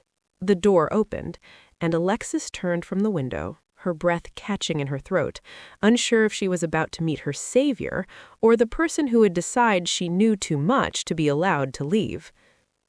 John Gotti entered the room the way some men enter churches, with the quiet certainty of someone who understood they were walking into a space where they held absolute authority.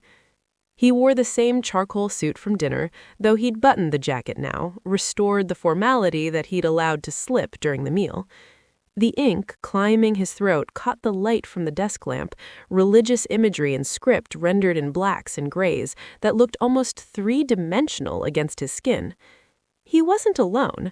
The oldest guard, the one Alexis had mentally cataloged as the leader of the protection detail before she'd understood that protection and betrayal could wear identical uniforms, followed 2 steps behind.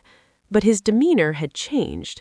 Where before he'd carried himself with the authority of someone directing an operation, now his posture suggested something closer to deference, or maybe caution. The kind of body language people adopted around predators they weren't certain they could control. Gotti's jaw tightened. "How did you know?"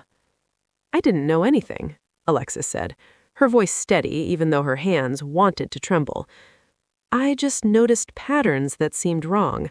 I've served security details before. I know what protection looks like. Tonight looked different." Another truth. Partial, incomplete, but verifiable enough that contradicting it would require them to admit their own operation had been obvious enough for a waitress to spot. The second guard, who'd been silent until now, spoke up.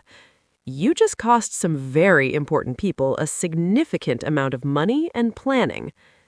"I was doing my job, making sure guests are safe as part of service." It was the right thing to say, or at least not the wrong thing. The guards exchanged a glance that communicated something she couldn't read, some calculation being made, some decision being weighed. The lead guard's phone buzzed. He glanced at it, his expression tightening further, then looked back at Alexis. "Stay here. Don't move. Don't touch anything. Someone wants to talk to you." Someone. Not management. Not police, not any authority that operated within legal frameworks or institutional oversight. Someone. The guards left, the door closing behind them. Alexis heard the lock engage from the outside, not loudly, but definitively. She was contained now, held, waiting for whatever judgment was about to arrive. She stood and walked to the window, looking down at Fifth Avenue 3 floors below. Traffic moved normally. People walked dogs, hailed cabs, carried shopping bags from stores that stay open late for clients who could afford to shop whenever they wanted. The city continued its indifferent existence, millions of people living their lives completely unaware that a woman named Alexis Morgan was standing in a locked room, waiting to discover if she'd just saved her own life or merely delayed her death. At 11:34 p.m., she heard footsteps in the hallway. Not the heavy tread of the guards, but something different, slower, more deliberate. The lock disengaged, the door opened, and Alexis turned from the window, her breath catching in her throat, unsure if she was about to meet her savior or the person who would decide she knew too much to be allowed to leave. John Gotti entered the room the way some men enter churches, with the quiet certainty of someone who understood they were walking into a space where they held absolute authority. He wore the same charcoal suit from dinner, though he'd buttoned the jacket now, restored the formality that he'd allowed to slip during the meal. The ink climbing his throat caught the light from the desk lamp, religious imagery and script rendered in blacks and grays that looked almost three-dimensional against his skin. He wasn't alone. The oldest guard, the one Alexis had mentally cataloged as the leader of the protection detail before she'd understood that protection and betrayal could wear identical uniforms, followed 2 steps behind. But his demeanor had changed. Where before he'd carried himself with the authority of someone directing an operation, now his posture suggested something closer to deference, or maybe caution, the kind of body language people adopted around predators they weren't certain they could control. Gotti's jaw tightened. "How did you know?" "I didn't know anything," Alexis said, her voice steady even though her hands wanted to tremble. "I just noticed patterns that seemed wrong. I've served security details before. I know what protection looks like. Tonight looked different." Another truth. Partial, incomplete, but verifiable enough that contradicting it would require them to admit their own operation had been obvious enough for a waitress to spot. The second guard, who'd been silent until now, spoke up. "You just cost some very important people a significant amount of money and planning." "I was doing my job, making sure guests are safe as part of service." It was the right thing to say, or at least not the wrong thing. The guards exchanged a glance that communicated something she couldn't read, some calculation being made, some decision being weighed. The lead guard's phone buzzed. He glanced at it, his expression tightening further, then looked back at Alexis. "Stay here. Don't move. Don't touch anything. Someone wants to talk to you." Someone. Not management, not police, not any authority that operated within legal frameworks or institutional oversight. Someone. The guards left, the door closing behind them. Alexis heard the lock engage from the outside, not loudly, but definitively. She was contained now, held, waiting for whatever judgment was about to arrive. She stood and walked to the window, looking down at Fifth Avenue 3 floors below. Traffic moved normally. People walked dogs, hailed cabs, carried shopping bags from stores that stay open late for clients who could afford to shop whenever they wanted. The city continued its indifferent existence, millions of people living their lives completely unaware that a woman named Alexis Morgan was standing in a locked room, waiting to discover if she just saved her own life or merely delayed her death. At 11:34 p.m., she heard footsteps in the hallway. Not the heavy tread of the guards, but something different, slower, more deliberate. The lock disengaged, the door opened, and Alexis turned from the window, her breath catching in her throat, unsure if she was about to meet her savior or the person who would decide she knew too much to be allowed to leave. John Gotti entered the room the way some men enter churches, with the quiet certainty of someone who understood they were walking into a space where they held absolute authority. He wore the same charcoal suit from dinner, though he'd buttoned the jacket now, restored the formality that he'd allowed to slip during the meal. The ink climbing his throat caught the light from the desk lamp, religious imagery and script rendered in blacks and grays that looked almost three-dimensional against his skin. He wasn't alone. The oldest guard, the one Alexis had mentally catalogued as the leader of the protection detail before she'd understood that protection and betrayal could wear identical uniforms, followed 2 steps behind. But his demeanor had changed. Where before he'd carried himself with the authority of someone directing an operation, now his posture suggested something closer to deference, or maybe caution. The kind of body language people adopted around predators they weren't certain they could control. Gotti closed the door behind them with the kind of deliberate care that made the soft click of the latch sound louder than it should have. He didn't lock it, didn't need to. The message was clear enough without mechanical reinforcement. Alexis wasn't leaving until this conversation concluded on his terms. He moved to the desk, opened the bottom drawer with the familiarity of someone who'd been in this room before, and produced a bottle of bourbon, Pappy Van Winkle, the 23-year label that Alexis knew from her training cost roughly the same as 3 months of her rent. 2 glasses appeared next, crystal that caught the light and bent it into small rainbows across the desk surface. Gotti poured 2 fingers into each glass with the precise measurement of someone who'd done this countless times, who understood that bourbon this expensive deserved respect even in moments of crisis. He slid 1 glass across the desk toward Alexis, then settled into the leather chair behind the desk with a kind of controlled ease that suggested his heart rate had already returned to normal, that attempted assassination was just another Tuesday, that nothing tonight had genuinely threatened his equilibrium.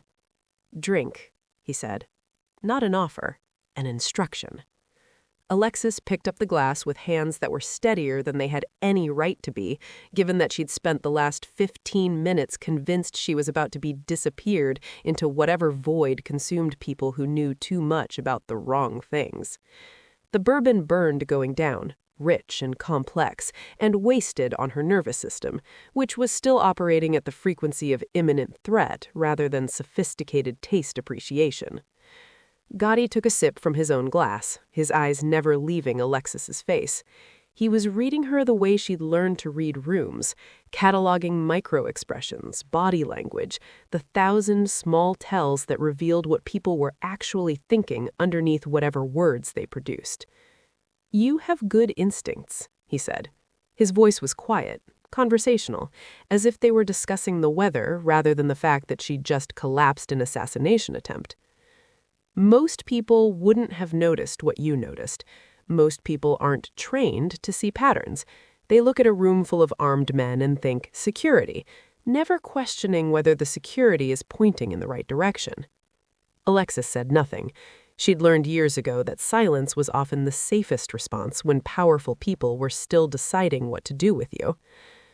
Gotti leaned back in his chair, swirling the bourbon in his glass with the kind of casual attention people gave to activities that bought them thinking time. "Tell me what you saw. Not what you told me earlier, the sanitized version you gave my men. Tell me what actually made you walk over to my table and risk your life by whispering in my ear." It wasn't a request, and lying to him now seemed exponentially more dangerous than telling the truth had been earlier. Alexis took another sip of bourbon, buying herself 5 seconds to organize her thoughts into something coherent. She said finally, "The timing was wrong. Protection details watch threats coming from outside, but your guards were watching each other, and they were all watching you, not to protect, but to track. They kept checking their watches and synchronized intervals. They activated their earpieces before anything happened that would justify communication. They moved to control exits instead of monitoring them." She paused, trying to gauge his reaction, but his expression remained neutral, offering her nothing. And the guard near the rear exit, he was positioned to intercept rather than protect. His stance was too ready, too prepared for something specific. When you started to stand, he tensed in a way that suggested he was waiting for you to move in his direction, not hoping you would, expecting it. Gotti nodded slowly, a gesture that suggested confirmation rather than surprise. "You didn't guess, you observed. There's a difference." He took another sip of bourbon, then set the glass down with finality. "Do you know why that's important?" Alexis shook her head. "Because guessing makes you lucky. Luck runs out. But observation, real observation, the kind that reads patterns and timing and human behavior, that's a skill. Skills have value. Luck is just borrowed time." He stood, moving to the window where Alexis had been standing minutes earlier, looking down on Fifth Avenue with the same detached interest she'd felt watching the city continue its indifferent existence. "The guard you identified, Marco, he's worked for me for 4 years, came recommended by people I trusted. Military background, decorated service, perfect record. I never questioned his loyalty because questioning loyalty is exhausting, and you can't build an organization if you're constantly suspicious of everyone around you." His voice remained calm, but there was something underneath now. Not quite anger, but something colder, more calculating. "Turns out Marco was approached 6 months ago," Gotti continued. "Offered twice what I was paying him, plus assurances that his family would be protected if things went wrong. He wasn't the only one. 3 of my security detail had been flipped. They'd been planning tonight for 8 weeks. Coordinated, professional, the kind of operation that required resources and patience." He turned back to face Alexis, his expression unreadable. "Victor Castellano. You heard that name earlier. He's been my business partner for 15 years, helped me build half of what I own. We've made millions together, survived federal investigations together, buried problems together that would have destroyed other people. And 6 months ago, he decided I'd become a liability, that my approach was too high profile, too risky, that I was drawing attention that threatened the entire operation." Gotti returned to the desk, refilled his bourbon glass, not Alexis's, which suggested this was a story he needed lubricant for, not her. So Victor did what practical men do when they identify a problem that can't be reasoned with or reformed. He decided to remove it. Tonight was supposed to be clean. I walk out through the rear exit, get into a car that's waiting.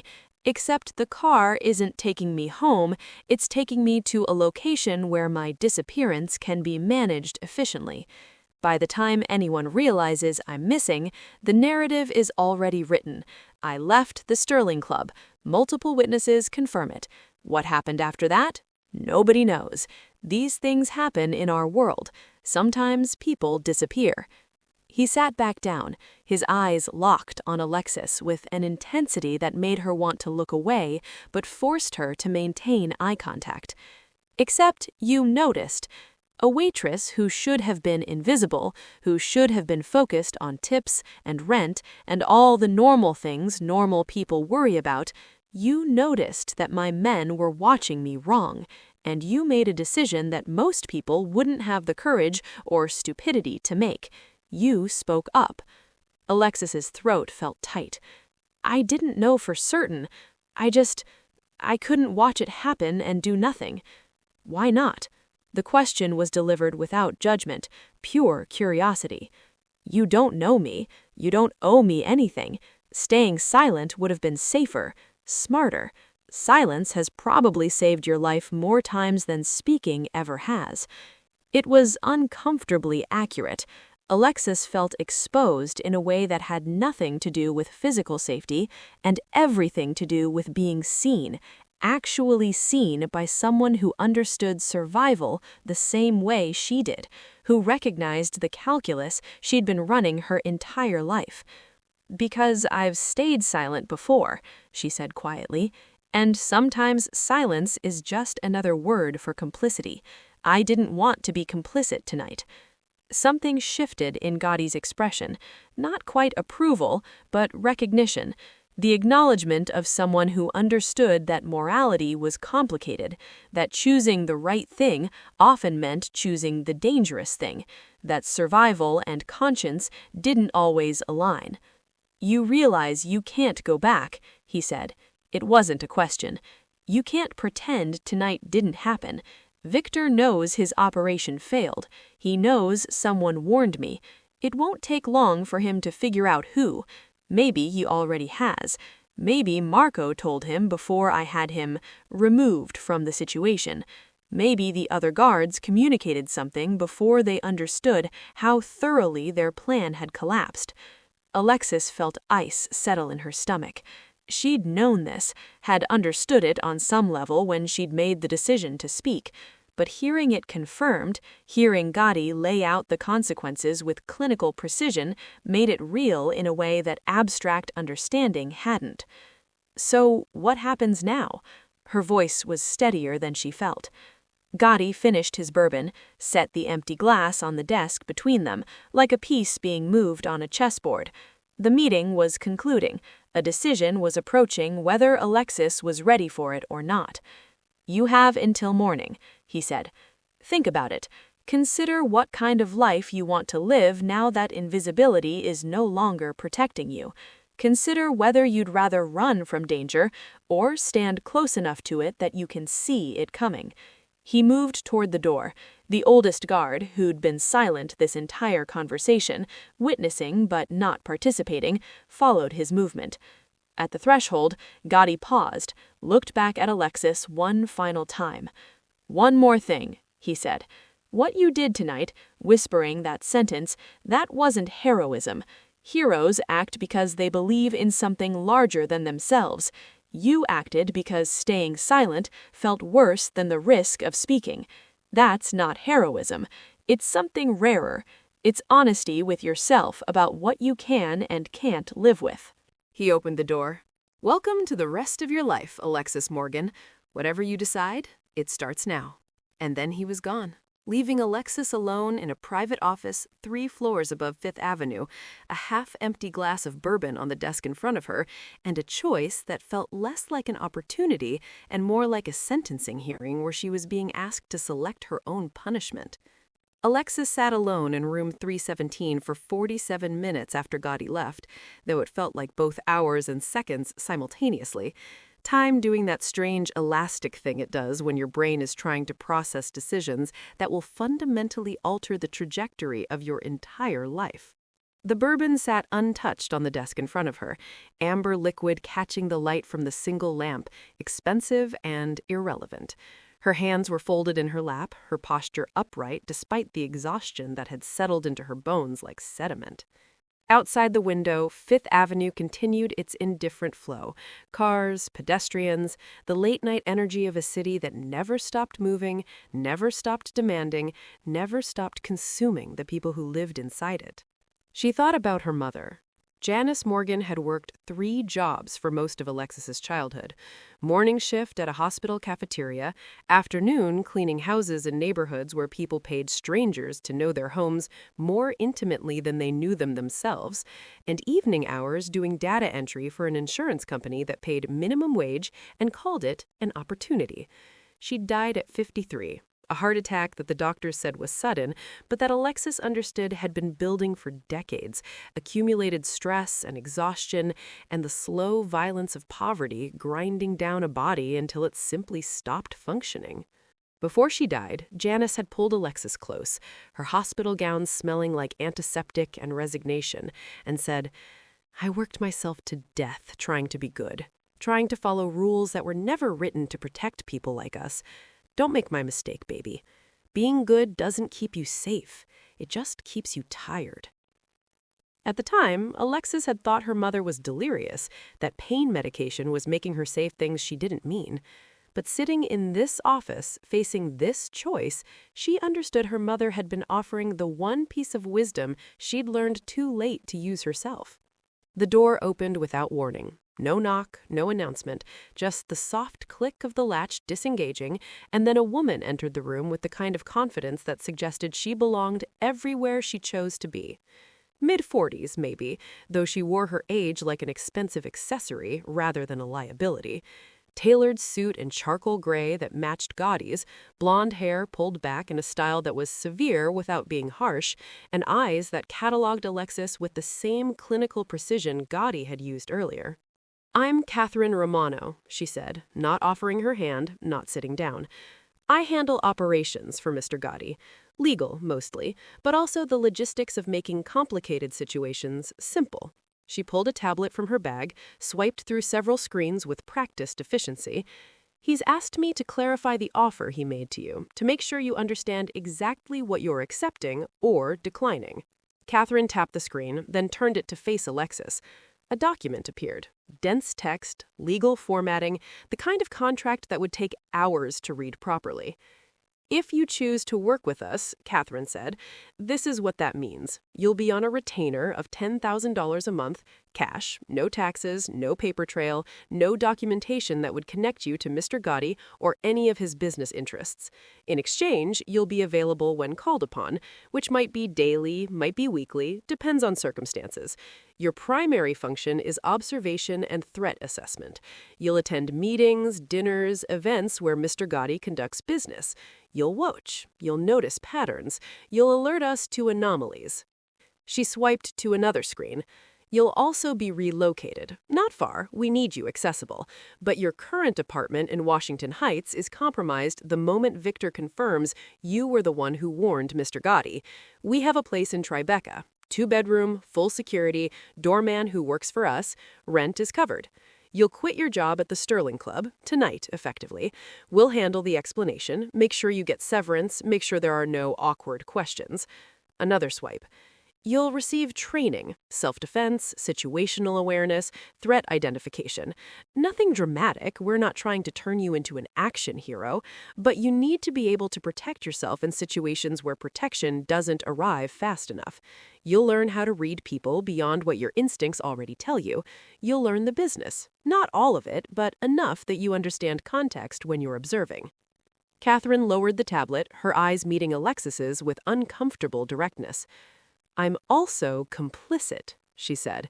"That's the part people don't think about until it's too late. You'll be in rooms where decisions get made that hurt people. You'll witness conversations about things that are illegal, immoral, or both. You won't be able to claim ignorance. You won't be able to pretend you're just an observer. Once you're part of this, you're part of all of it." She paused, letting that weight settle. The alternative, if you decline, Mr. Gotti has arranged for you to be relocated to Seattle.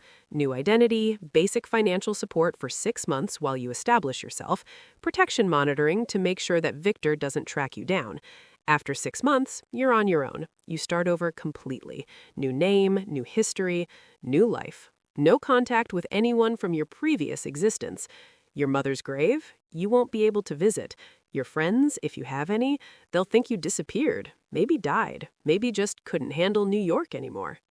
Catherine's expression remained neutral, professional, but something in her tone suggested she'd delivered this speech before, that Alexis wasn't the first person to sit in this room facing this choice. Or you can refuse both options. Walk out of here, go back to your apartment, hope that Victor decides you're not worth the trouble.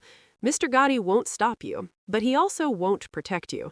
You'll be on your own, fully exposed, with knowledge that makes you valuable to people who collect valuable things, and dangerous to people who prefer witnesses stay silent.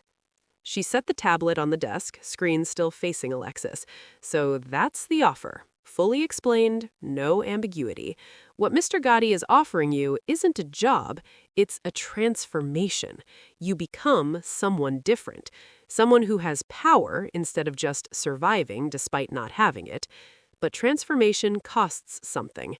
It always does. Alexis stared at the tablet, at the dense text of the contract, at the legal language that translated lived experience into clauses and subclauses and terms that made horror sound bureaucratic. "What if I'm not good at it?" she asked quietly. "What if tonight was luck? What if I can't replicate what I did?" Catherine's expression softened fractionally, not sympathy exactly, but something closer to recognition. Mr. Gotti doesn't make offers to people who got lucky. He makes offers to people who have skills they haven't fully recognized yet. You noticed things tonight that trained professionals missed. You made a decision under pressure that saved a man's life. That's not luck. That's competence operating in crisis conditions. She picked up her bag, preparing to leave. "You have until 6 a.m., Catherine said. At 6, someone will knock on the store. If you've signed the contract, they'll take you to your new apartment, begin the transition process. If you haven't signed, they'll take you to the airport, give you an envelope with a new identity and instructions. If you've left already, walked out of here before they arrive, well, that's option 3, and I genuinely hope you're better at hiding than Victor is at finding." "That's not much time," Alex said.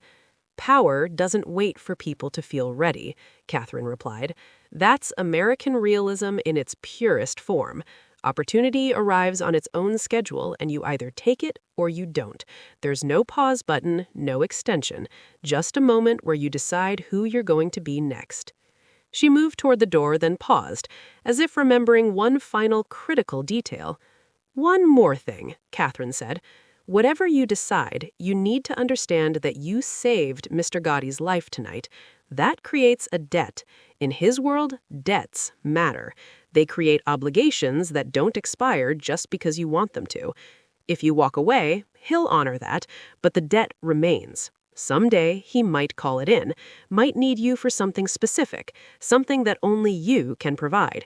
And when that day comes, you'll discover that debts in this world don't come with negotiation terms."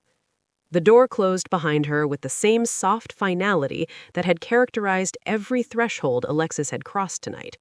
She sat alone again, the contract glowing on the tablet screen, $10,000 a month staring back at her in clean sans serif font that made moral compromise look like a reasonable career decision.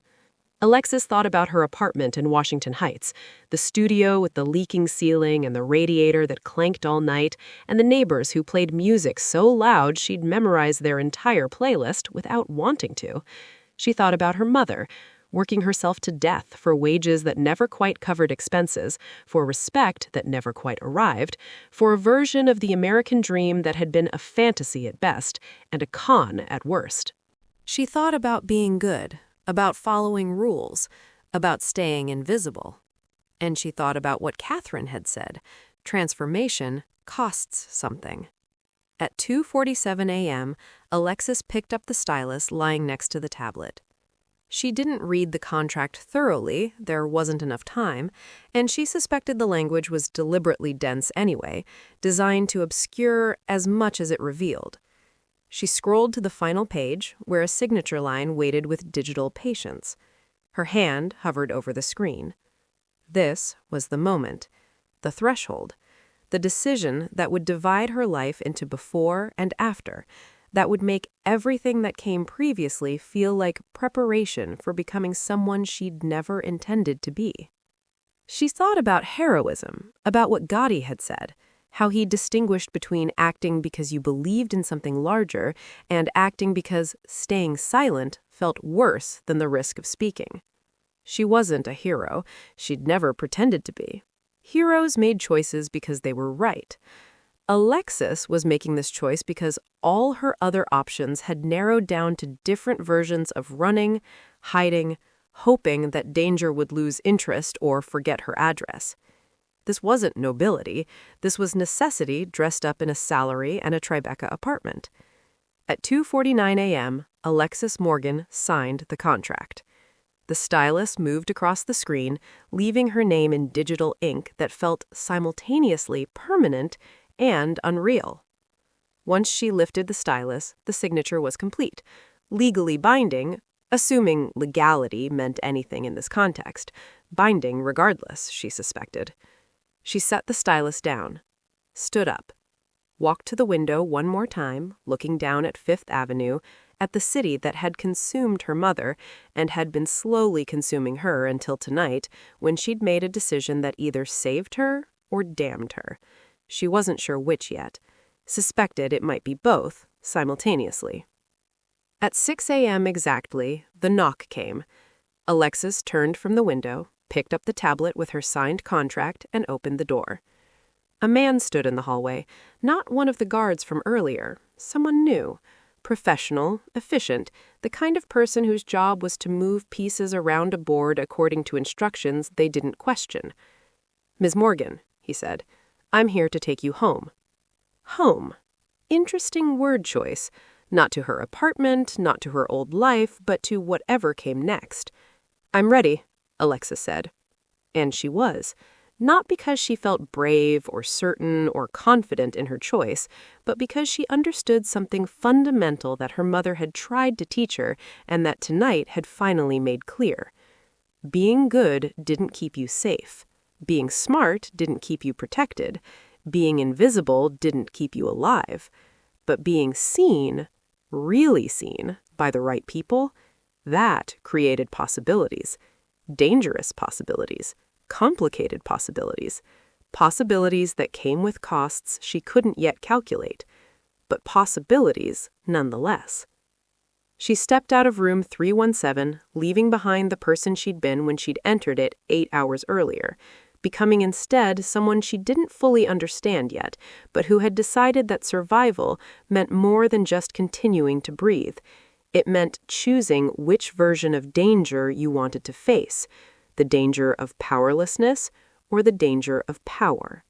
Alexis had made her choice, and as she followed the man down the hallway, toward the service elevator, toward whatever waited for her in Tribeca, she understood with perfect clarity that there was no going back. She had been seen, and being seen, she was learning, changed everything. 6 weeks after the night at the Sterling Club, Alexis Morgan stood in a different kind of room entirely, watching a different kind of power negotiate with itself, and understood that the person who'd served coffee and whispered warnings no longer existed except as a memory she could access, but no longer inhabit. The Tribeca apartment was everything Catherine promised, and nothing Alexis had expected. 2 bedrooms with floor-to-ceiling windows that overlooked the Hudson, hardwood floors that didn't creak, a kitchen with appliances that actually worked, and most importantly, silence. The kind of silence that came from thick walls and careful soundproofing, and neighbors who had enough space that their lives didn't bleed into yours through shared walls and inadequate insulation. She'd kept almost nothing from her old apartment. A few photographs, some clothes that still fit the person she was becoming, books she couldn't bring herself to abandon. Everything else had been left behind like evidence of a crime she no longer had to answer for. Her landlord received a check for the remaining lease term, plus damages he probably invented. Her supervisor at the Sterling Club got a resignation letter citing family emergency and personal circumstances, vague enough to discourage follow-up questions. Her few friends, acquaintances really, people she'd shared shifts with or grabbed drinks with when exhaustion temporarily overrode isolation, received text messages about needing space, needing time, needing to figure things out. None of them pushed back. People disappeared from each other's lives in New York all the time.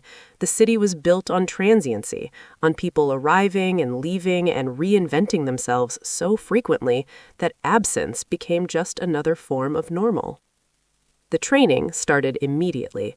Not in some warehouse with punching bags and obstacle courses. That was movie logic, not operational reality. Instead, a woman named Diana appeared at her apartment 3 times a week, teaching her things that sounded simple until you tried to execute them. How to enter a room and immediately identify exits, sight lines, positions of advantage. How to read body language at the micro-expression level, the difference between nervous and threatening, between uncomfortable and dangerous. How to memorize faces, names, relationships in real time without appearing to pay attention. How to blend into rooms where everyone was watching everyone else. How to be present but not memorable. You already know how to be invisible. Now you need to learn how to be selectively visible, how to be noticed by the right people and overlooked by the wrong ones. It was a different kind of invisibility.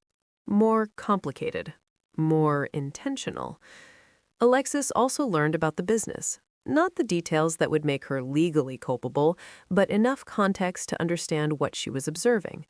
Gotti's empire was built on layers, legitimate businesses on the surface, real estate holdings, construction contracts, waste management companies, union connections, and beneath that, operations that generated the real money: gambling, loan sharking, labor racketeering, import-export arrangements that involved shipping containers full of things customs agents were paid not to inspect too carefully. She learned the geography of power in New York, the way territories were divided, the families that controlled what neighborhoods, what industries, what access points to money and influence. She learned names, not just of the major players, but of the lawyers who protected them, the politicians who took their money, the police who looked the other way with calculated frequency. She learned how America actually worked, beneath the mythology of law and order and equal opportunity. She learned that power didn't flow through the systems people were taught to trust, courts, elections, institutional oversight, but around them, through networks of relationship and leverage that were invisible until you knew how to look. Most importantly, she learned that she'd been right about one thing. Being good didn't keep you safe, but being valuable did. Being someone whose skills couldn't be easily replaced, whose observations caught things others missed, whose presence made the people around her more secure, that created a kind of protection that morality never had. The money helped too. $10,000 per month, cash, no taxes, no questions. For the first time in her adult life, Alexis wasn't calculating whether she could afford groceries and rent in the same week, wasn't choosing between medical care and utilities, wasn't living in the constant state of low-grade panic that characterized poverty in America, where one unexpected expense could unravel months of careful budgeting. She'd gone to visit her mother's grave in Queens, something she'd been avoiding for months before tonight at the Sterling Club, because she couldn't afford the subway fare and the flowers both, couldn't justify the expense when rent was coming due. Now she went weekly, brought expensive arrangements that her mother would have scolded her for wasting money on, and talked to the headstone about transformation and compromise, and the ways survival required you to become someone your younger self wouldn't recognize. Tonight, 6 weeks and 3 days after everything changed, Alexis stood in a private room at a restaurant in Midtown, watching another negotiation unfold, serving another purpose that looked like service but functioned as surveillance. The room was smaller than the one at the Sterling Club, more intimate, designed for conversations that required privacy without feeling threatening. Gotti sat at the head of a rectangular table, his usual position of controlled authority, flanked by two of his most trusted associates, men Alexis had been briefed on extensively, men whose loyalty had been tested and verified, men who'd survived Victor Castellano's purge and the restructuring that followed. Victor himself was dead, though the official story involved a car accident on the Long Island Expressway, mechanical failure that sent his Mercedes into a concrete barrier at 70 miles per hour. No other vehicles involved, no witnesses, just a tragic accident that claimed the life of a prominent businessman who would be remembered for his philanthropy and community contributions, the obituaries carefully scrubbed of anything that suggested his actual occupation. The men Victor had turned, Marco and the others whose loyalty he'd purchased, had disappeared more quietly. No accidents, no bodies, just absences that no one questioned too loudly, because asking questions implied you expected answers, and expecting answers meant you didn't understand how things worked. Across from Gotti sat three men Alexis had been watching carefully for the past hour. Developers from New Jersey, according to the briefing she'd received that morning. They wanted to build luxury condos in Queens, needed union cooperation, needed permits to move through city bureaucracy faster than normal channels, needed the kind of help that people like Gotti could provide for the right price and the right assurances.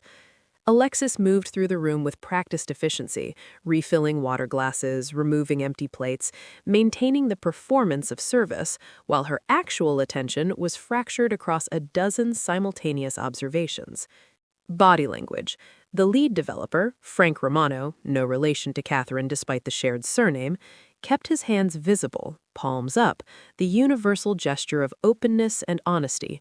But his left foot was tapping under the table, rapid and rhythmic, the kind of nervous energy that suggested discomfort with something being discussed or decided. Eye contact. The second developer couldn't hold Gotti's gaze for more than 2 seconds at a time, kept looking away, looking down, the behavior of someone who either felt guilty or was hiding something.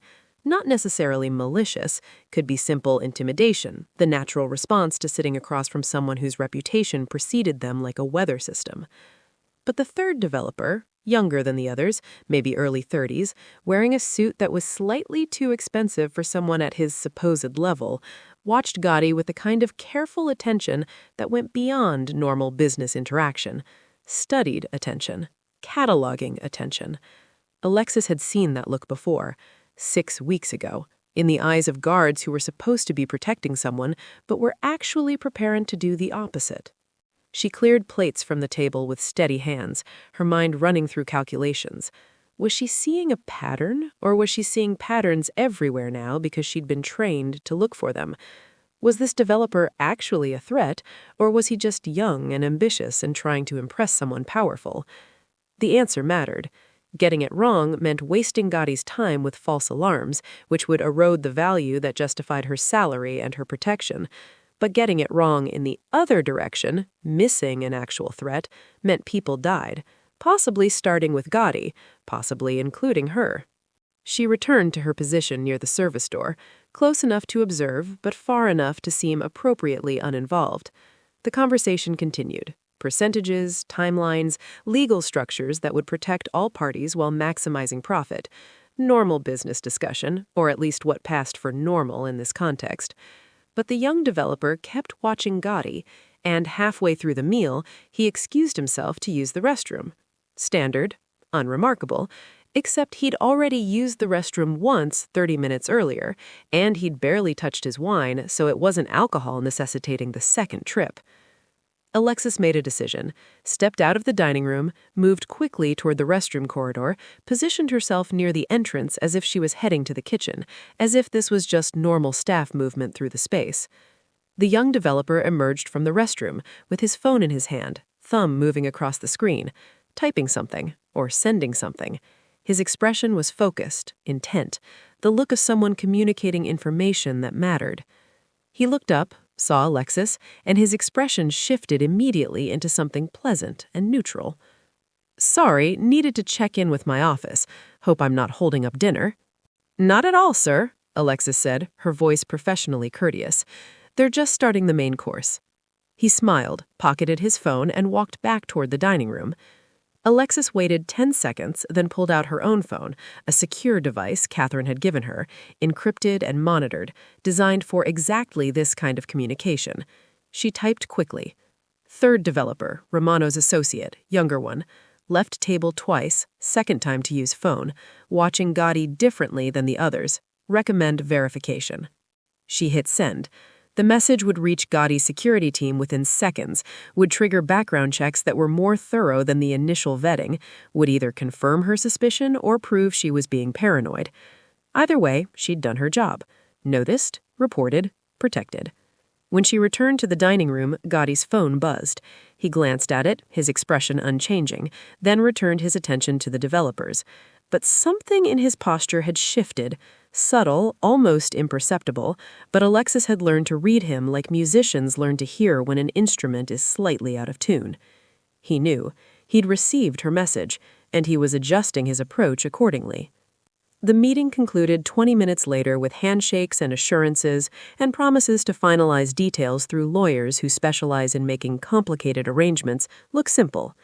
The developers left first, standard protocol, always let the guests depart before the host, and Alexis watched the young one especially, noting the way he relaxed once he was out of the room, the way tension drained from his shoulders like he'd been holding his breath and could finally exhale.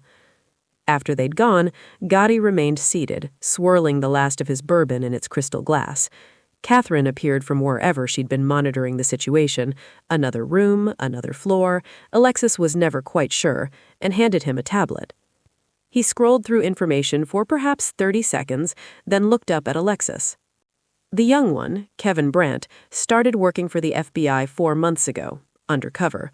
Clean record, no obvious connections, good enough that our initial background check missed it, but you caught the behavior, the pattern. He set the tablet down. That's twice now you've seen things my people missed. That's not luck. That's not coincidence. That's competence. Catherine was watching Alexis with an expression that might have been approval or might have been recalculation. Alexis still couldn't fully read her, which was probably intentional. What happens to him, Kevin Brandt? Gotti finished his bourbon. Nothing dramatic. His investigation will hit obstacles, dead ends. His superiors will reassign him to something less complicated. He'll spend the next 2 years building a case that goes nowhere, and eventually he'll take a private sector job that pays better and doesn't require him to pretend to be someone he isn't. He stood, adjusted his cufflinks. That habitual gesture Alexis had come to recognize as his transition from business to departure. "You did good work tonight," he said. "Keep doing it."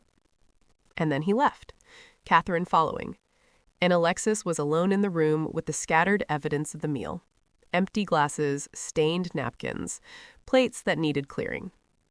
She stood there for a moment, looking at the table, at the chairs where men had sat negotiating power and profit, and the kind of arrangements that existed in the space between legal and illegal, between acceptable and criminal.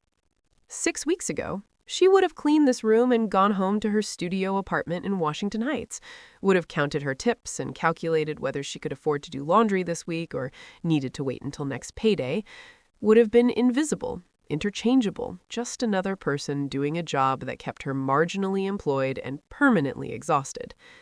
Tonight, she'd identified an undercover federal agent through nothing but observation and pattern recognition, had sent a message that likely saved Gotti from an investigation that could have damaged his empire, had proven her value in ways that transcended any salary or compensation structure.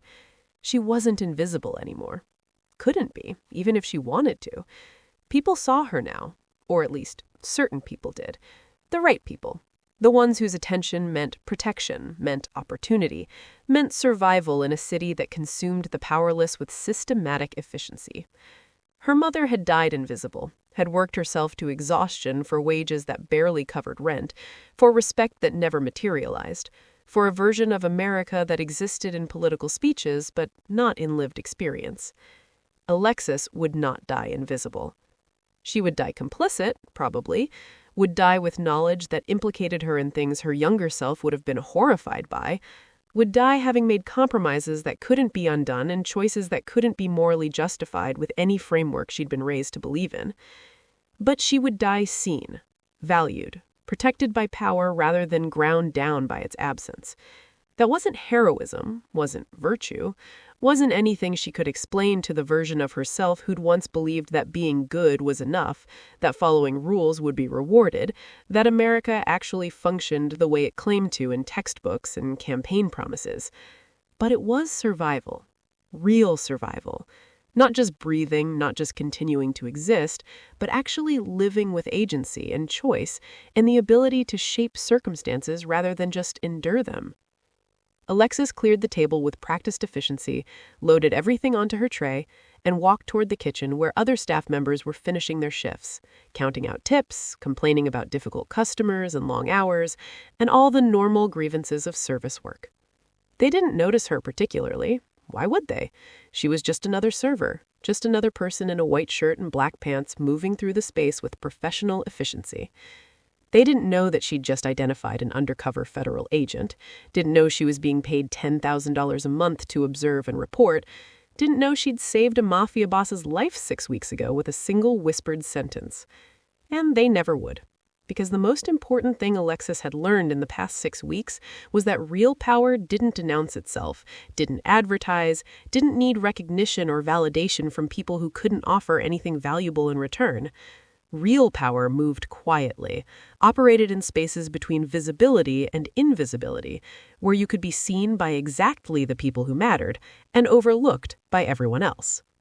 She finished her shift, collected the cash payment that would be waiting in an envelope in her locker, tonight's appearance fee, separate from her monthly retainer, and walked out into the Manhattan night. The city looked different now. Not physically. The buildings were the same, the streets followed the same grid, the people moved with the same urgent energy that characterized New York at all hours. But Alexis saw it differently. Saw the networks of power flowing beneath the visible surface, saw the way money and influence moved through channels that didn't appear on organizational charts or government databases, saw how America actually worked, not how it pretended to work. She was part of that now. Complicit. Compensated, transformed. At 11:47 p.m., Alexis Morgan walked into her Tribeca apartment, locked the door behind her, and looked at her reflection in the hallway mirror. The woman looking back was not the woman who'd served coffee at the Sterling Club 6 weeks ago. Same face, same body, same physical presence, but different in every way that mattered. She was no longer invisible, and she would never be ordinary again.